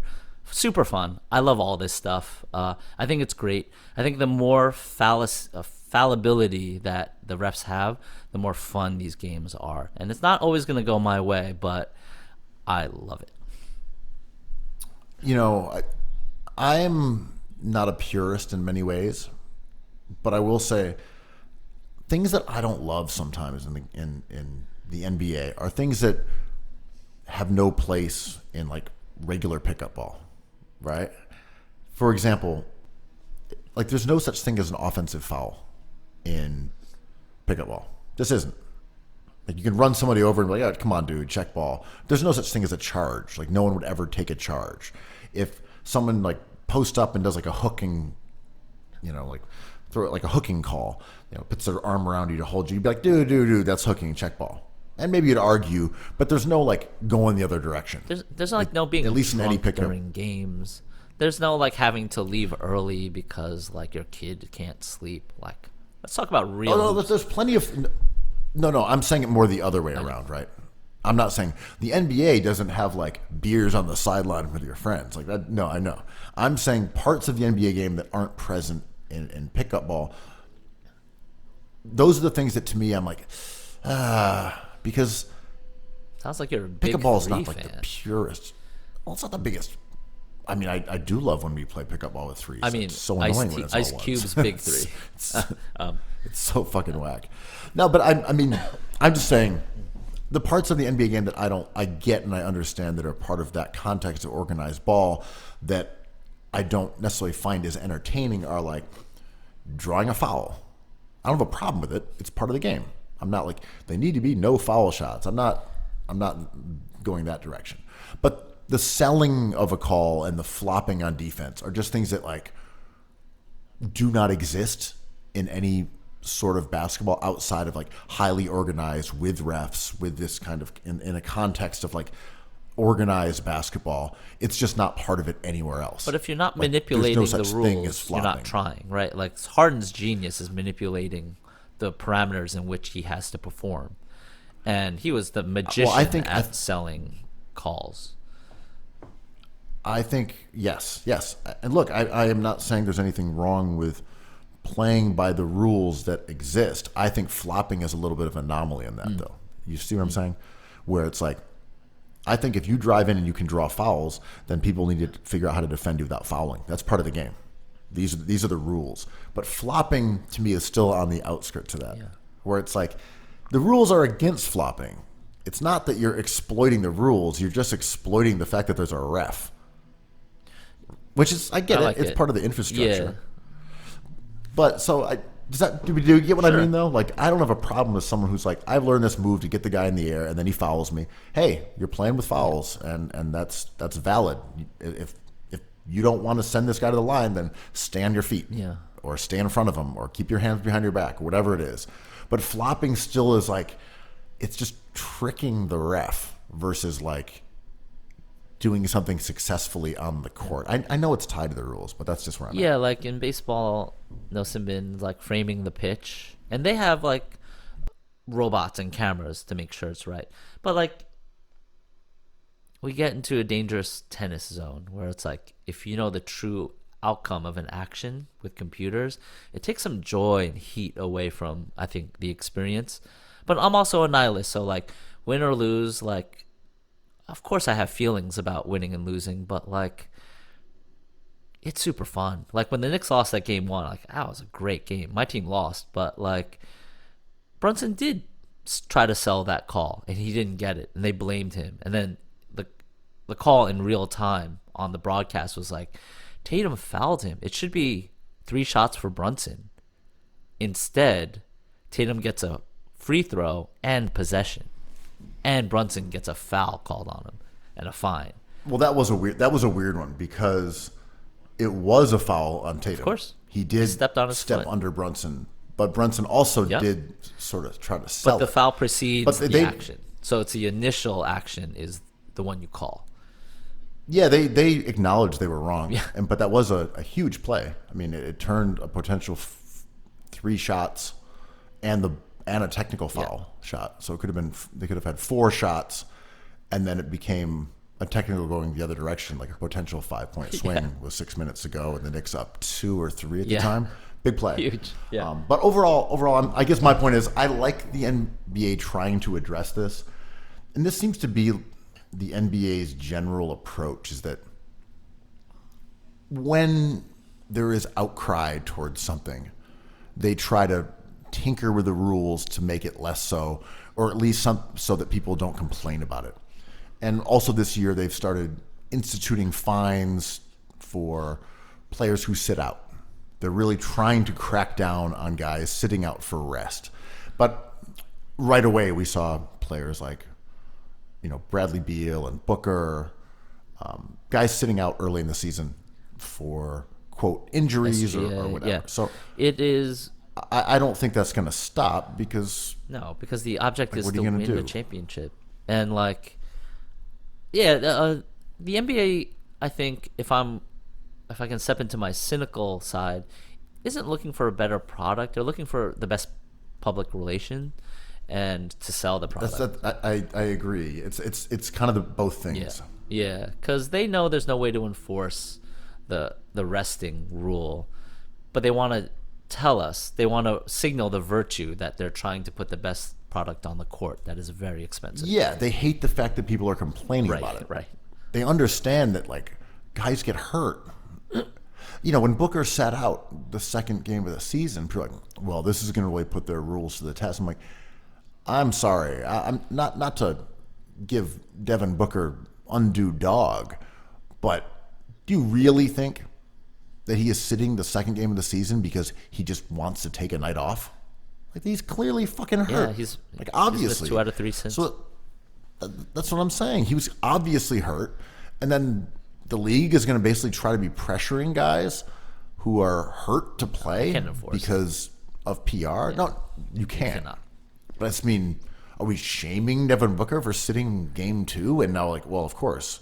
But yeah, now we know he's hurt. But at the time, people are like, wow, he's sitting already. There was a fake I don't report know. that Embiid was sitting game 3, and everyone went ape shit on my Twitter feed, and he ended up playing and dominating. And I'm just like, we love this shit. We love dumping our morality on players who rest. This whole idea that like rest is like the antithesis of being Kobe Bryant is hilarious to me. The other thing is that it's not the players. It's everybody. And they have been the ones who get blamed for it. It's teams, it's coaching staffs, it's their It's our doctors. their data. It's their health staff, but it's the data based on, okay, players are most likely to get hurt when this is happening, or this is happening and we need to get you some rest so it doesn't become worse. It's not the play. It's not the players at all. I'm not saying there aren't some guys who like all right, maybe I'll feeling a little gimpy. I don't want to go out there and play if I'm not 100%. I'm sure that happens, but for the most part, these guys want to play. It's basketball. It's fun. They're hyper competitive lunatics. They want to go out there and play. I mean, every single player that talks about it says they want to go out and play. Like, as I get older, like, I realize the only thing I want to do is, like, look at basketball reference stats until 5 a.m.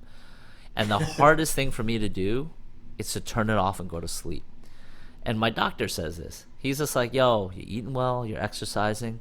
You need to get meaningful sleep, man, because sleep is everything. Rest is everything. I'm like, yeah, but, like, I need to wait for these stats to update after the night's over, so I need to stay up until the sun comes up so I can see what BPM Jokic is at. The tricky part and the hard part, the disciplined Mamba part, is, like, resting. And I think it's getting through to a lot of these players, being like, we need to save you because the game is so fast and so brutal, and now you're playing like Victor Wembanyama. Like, you need to rest. I mean, look, I think I get that the players understand the value of it, but yeah, I don't want to go to the sleep. motivation, but the motivation for sitting is absolutely not from the player side. I mean, it could be. I mean, I understand that rest is important. I want to be on Basketball Reference, but, like, drag me away from that shit, but I have to, and that's the hard part. I'm like, it's time to fucking not keep on refreshing RJ Barrett's page. I have to let this go. I mean, look, yes, I'm sure that veterans who have had serious knee injuries and they say, hey, we're going to sit you the backside of this road. Allen Iverson practice. We've been through this for decades. But yeah, we're gonna sit you game 2 of a road back to back, the Sega Baba. We're gonna sit you down, and I'm sure, like, I get it. I'm in my 30s. My knees have been surgically repaired twice. Absolutely makes sense. I get how this works, but, like, most guys want to play. I just stand by that. I mean, like, I go out and try to play multiple times a week because it's so fun. You got that dog. But I mean, it's fun. Yeah. These guys are like basketball psychos. Huh. You can't. Yeah. I mean, there are some guys who are in the NBA because they're just giants, but for the most part, everyone in the NBA, you can only get there if you just want to play a lot of basketball and you are juiced up and wildly competitive and just want to fucking play. Shout out to Bol Bol, who isn't any of that, but I would. Right, that's what I mean. Like, he is an anomaly. It's a wonderful. Yeah, I mean, I want to transition to the unicorn update on the big 3. Bol Bol's still on the bench, but we've seen a little more Wemby and Chet. You got any takeaways? You know, you had put up a tweet last week, and it was something that we had talked about in one of our group chats that you were still in, but it's a small group chat. 3 people, that counts.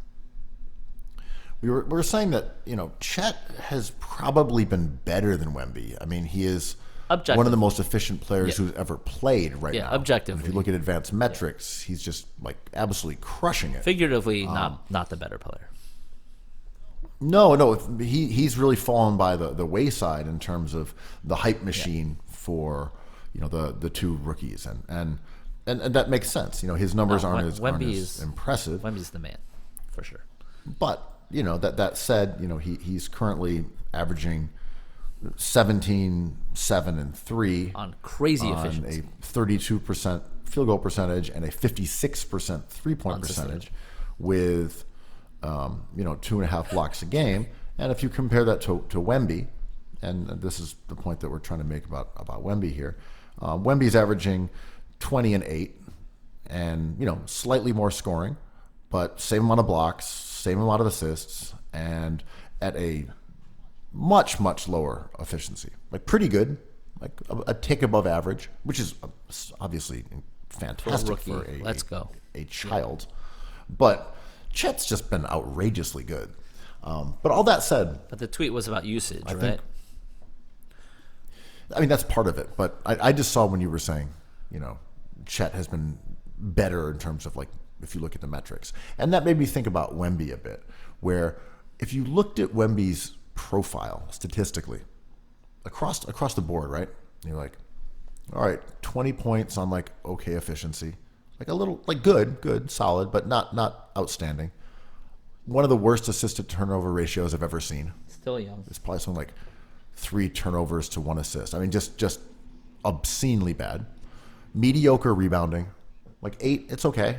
It's not outstanding. It's okay. Obviously blocking some shots. you would say this guy, he could be pretty good, right? Except that the Spurs are 25 points per 100 possessions better, or at least were going into last night, but better with him on the floor. Of course. And these things don't jibe at all, right? Oh, they do. When We've you seen look at this the numbers, before. no. When you look at the numbers, they don't jibe, but they do in practice. Yeah, sure. Wemby is going to be one of the best players of all time. I keep on having to say this because like my critique of him isn't that he's not exactly who he promised to be. I'm just like, he's not Jokic. He's not going to be Jokic. Like, Jokic is the better player. Like, his ceiling isn't better than LeBron James. And yeah, he dominates games, and he changes the vertical spacing and the geometry of the court when he's on it. And I love players like that. Small players do that, like Curry, and big players like him do that. The Spurs, he's young. There's a lot to watch, but the Spurs with him on the court are much better. But their offensive rating and defensive ratings are low. And Wemby, as he's a vicious, like terrifying, imposing presence. Players are playing him. You know, like he's not shutting down games. And I think my heart wants to be like, is he imposing his will onto the landscape of the NBA? And when I see it, I'm like, no, he's just really good. I think I almost come at it from the opposite standpoint, where there are times when he's imposing his will, and it's just a product of his dimensions and athleticism, and the fact that he's just this big, this mobile. He can just do things that other people can't, and I think that's what I mean by imposing his will, where it's like, all right, we're going to throw a lob that's kind of behind him, and he's just going to catch it two-handed and reverse it in. I'm like, cool, no one else can do that. Or here's a post-up move where he just kind of puts the ball behind his own head and like inserts it into the basket. Like, no one else I've ever seen was able to do that move. Or some of the blocks that he has and so on. And But yeah, what I think is really interesting about him, this is what I was just getting to, is that he can have those games like the one we saw where he put up like 38 and 12 or whatever it was, and have these incredible efforts where he carries the team to victory on both sides of the ball and blocks shots that no one else can block and scores in ways that are completely unorthodox and strange to the eye. But he isn't actually good at basketball yet. So that's what I find really intoxicating about him as a talent. Right. Is that if he had, and I think the back history is important here, if he had come up through the U.S. system and had been kind of a star at every level, we'd be saying, we want him to catch up and be able to do the things that he did in high school that he did,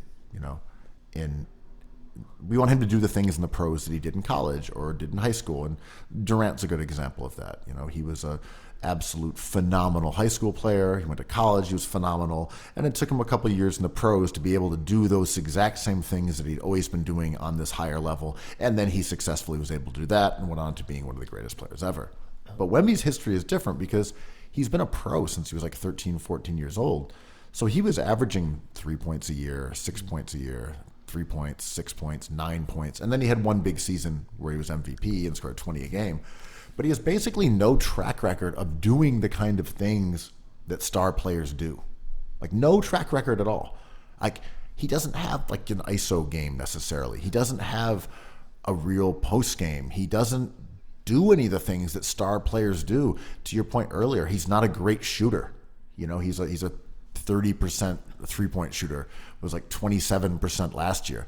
I just think that once he starts being able to, say, create for himself from the elbow versus just sort of standing there and flinging the ball to the basket, once he's a knockdown shooter, or at least a very good shooter on open threes, I think his game can open up in a way that will put him on like a totally different dimension than the average player. I hope so. I really do. And we see Chet kind of farther along in that development. He's older and he's playing next to SGA, who's getting a lot of attention from the defense. But like, I think you were talking about him doing stuff on the court that kind of changes the perception of the game.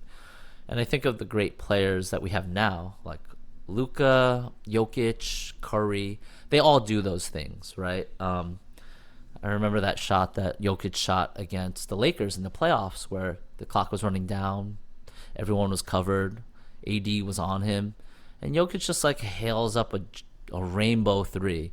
And after the game, AD was like, I don't know what you want me to do with that. Like, that's unguardable stuff. They won. They beat us because I cannot defend that. And Shaq was also like that. And my eyes tell me I've never seen anything like... This is why I love this. My eyes tell me I've never seen anything like Wemby, but I have. And it's like a real internal conflict of like, what do I know and what do I think is coming? Because this optimum level of Wemby that you speak of, I've seen. It's Nikola Jokic. Maybe we'll see. I mean, look, if he is as good as Nikola Jokic, if he is as good as Nikola Jokic, then he's a Hall of Famer. He will be. Oh yeah, he'll be one of the all-time greats. You know, Jokic is a better defensively, obviously, but Jokic is just like, as we're learning this year, as we've heard all the people giving predictions of like Tatum MVP, Wemby Rookie of the Year. And it's like, it's Jokic again. Jokic is unbeatable. As long as he's healthy, and I hate to talk about health, no one's beating the Nuggets. I mean, whether or not they can beat the Nuggets I'm skeptical that anyone can. But, Jokic you can lock in as MVP. I know that Boston... BMM is just dying to vote. It's Tatum for Tatum, for sure. And I mean, as long as Boston has a top record, there are certain people who are going to just vote for Tatum. There's no doubt about it. But I also think Jokic's numbers are just so cartoonishly undeniable at this point. I mean, this season, last year they were pretty undeniable too. It's just that people didn't want to give him three in a row before he'd won a title, and now that he's won a title. Yeah, if he's healthy, people now have to reward him for not winning it last year. So I think Jokic is a really good bet, unless he gets hurt, in which case they're just dying to give it to Tatum. I mean, it's Tatum's to lose. All these shows I've heard, it's like Tatum MVP, Tatum in-season MVP, Pritchard Sixth Man of the Year, which he's not going to get. Celtics championships everywhere. Like, no. Horford Sixth Man of the Year. I heard one podcast was like, whoever's coming off the bench for the Celtics. I'm like, say the quiet part out loud. Quickly before we go, can we talk about some play? Drew Holiday, DPOY locked in. Oh, for sure. Can we talk about quickly the players who have been fucking balling, like players who have had a great 2 weeks? So let's talk about the young guys, right? Do we want to just list off some of the guys that we've been talking about? All right, we were thinking Desmond Bane, chucking in obscurity, taking L's, getting buckets. Cam Thomas, who I would say is the biggest chucker in the NBA. Microwave, yeah. Like, if he touches the ball, that shit is going up. He has been averaging a ton of points. Had a few down games, but was back on it last one and had a really good win against Boston.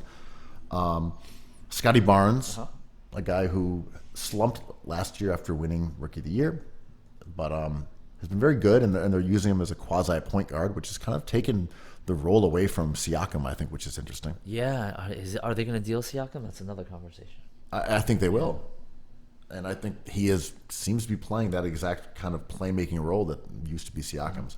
But the one guy before we go that I want you to talk about, much maligned, friend of Fish Money, your man, my man, Tyler Hero. Balling out, putting up like 25, 5 and 5 or something like that. I love the post-hype story because, he goes from unsung or, notable, goes off in the bubble, and they're like, untradeable, this guy's him. And we're going to build around Hero. Has a couple okay disappointing seasons, gets dangled in a Harden trade. That doesn't happen, comes back to Miami. Kind of like a devalued guy, and I was like, watch him go off. He's got this. Oh, you mean the Lillard trade? My bad. The Lillard trade. Yes. But watch him go off. Like, he has all the markings of someone who's going to have a gaudy statistical season, who might carry some stretches for the Heat. I mean, Jimmy's getting older. Jimmy's had a weird season. He always does. to begin with. But I guess Hero, it was just a shot in the dark, but he has the type of skill set to become a stats guy that doesn't necessarily like do the stuff in the margins I love quite a bit, but this might be his all-star season. If not now, then probably never again. I mean, his efficiency is not there with Dame Lillard, but the raw number is better than Dame. Yeah. He's putting up 26, 6 and 5, just roughly per game. I mean, it's very early. He's a versatile player. But, and Dame is putting up 23, 4.5, 4.5. I mean, even to mention those two. I would say that Hero's probably a better defensive player, even though they're both not strong in that Yeah. sense. I mean, to even include Hero in the Lillard conversation, however touted Lillard was as a player who left Portland and was going to join another team, I'm like, when that chatter was going on, I was like, Hero is not just a player that comes back because you're mad about losing Lillard. Like, Hero can do some damage. I don't think he's like an all NBA guy, but like, respect to Tyler Hero at not becoming a sad pizza man, the sad artisan of the bucket. He's You know who else can do a lot of damage? oh boy. The perfect Gen X sad pizza man pod. A new character dropped, and it's a sad, perfect pod. I love cookies. Cookies. I love cookies. I love cookies. I love cookies.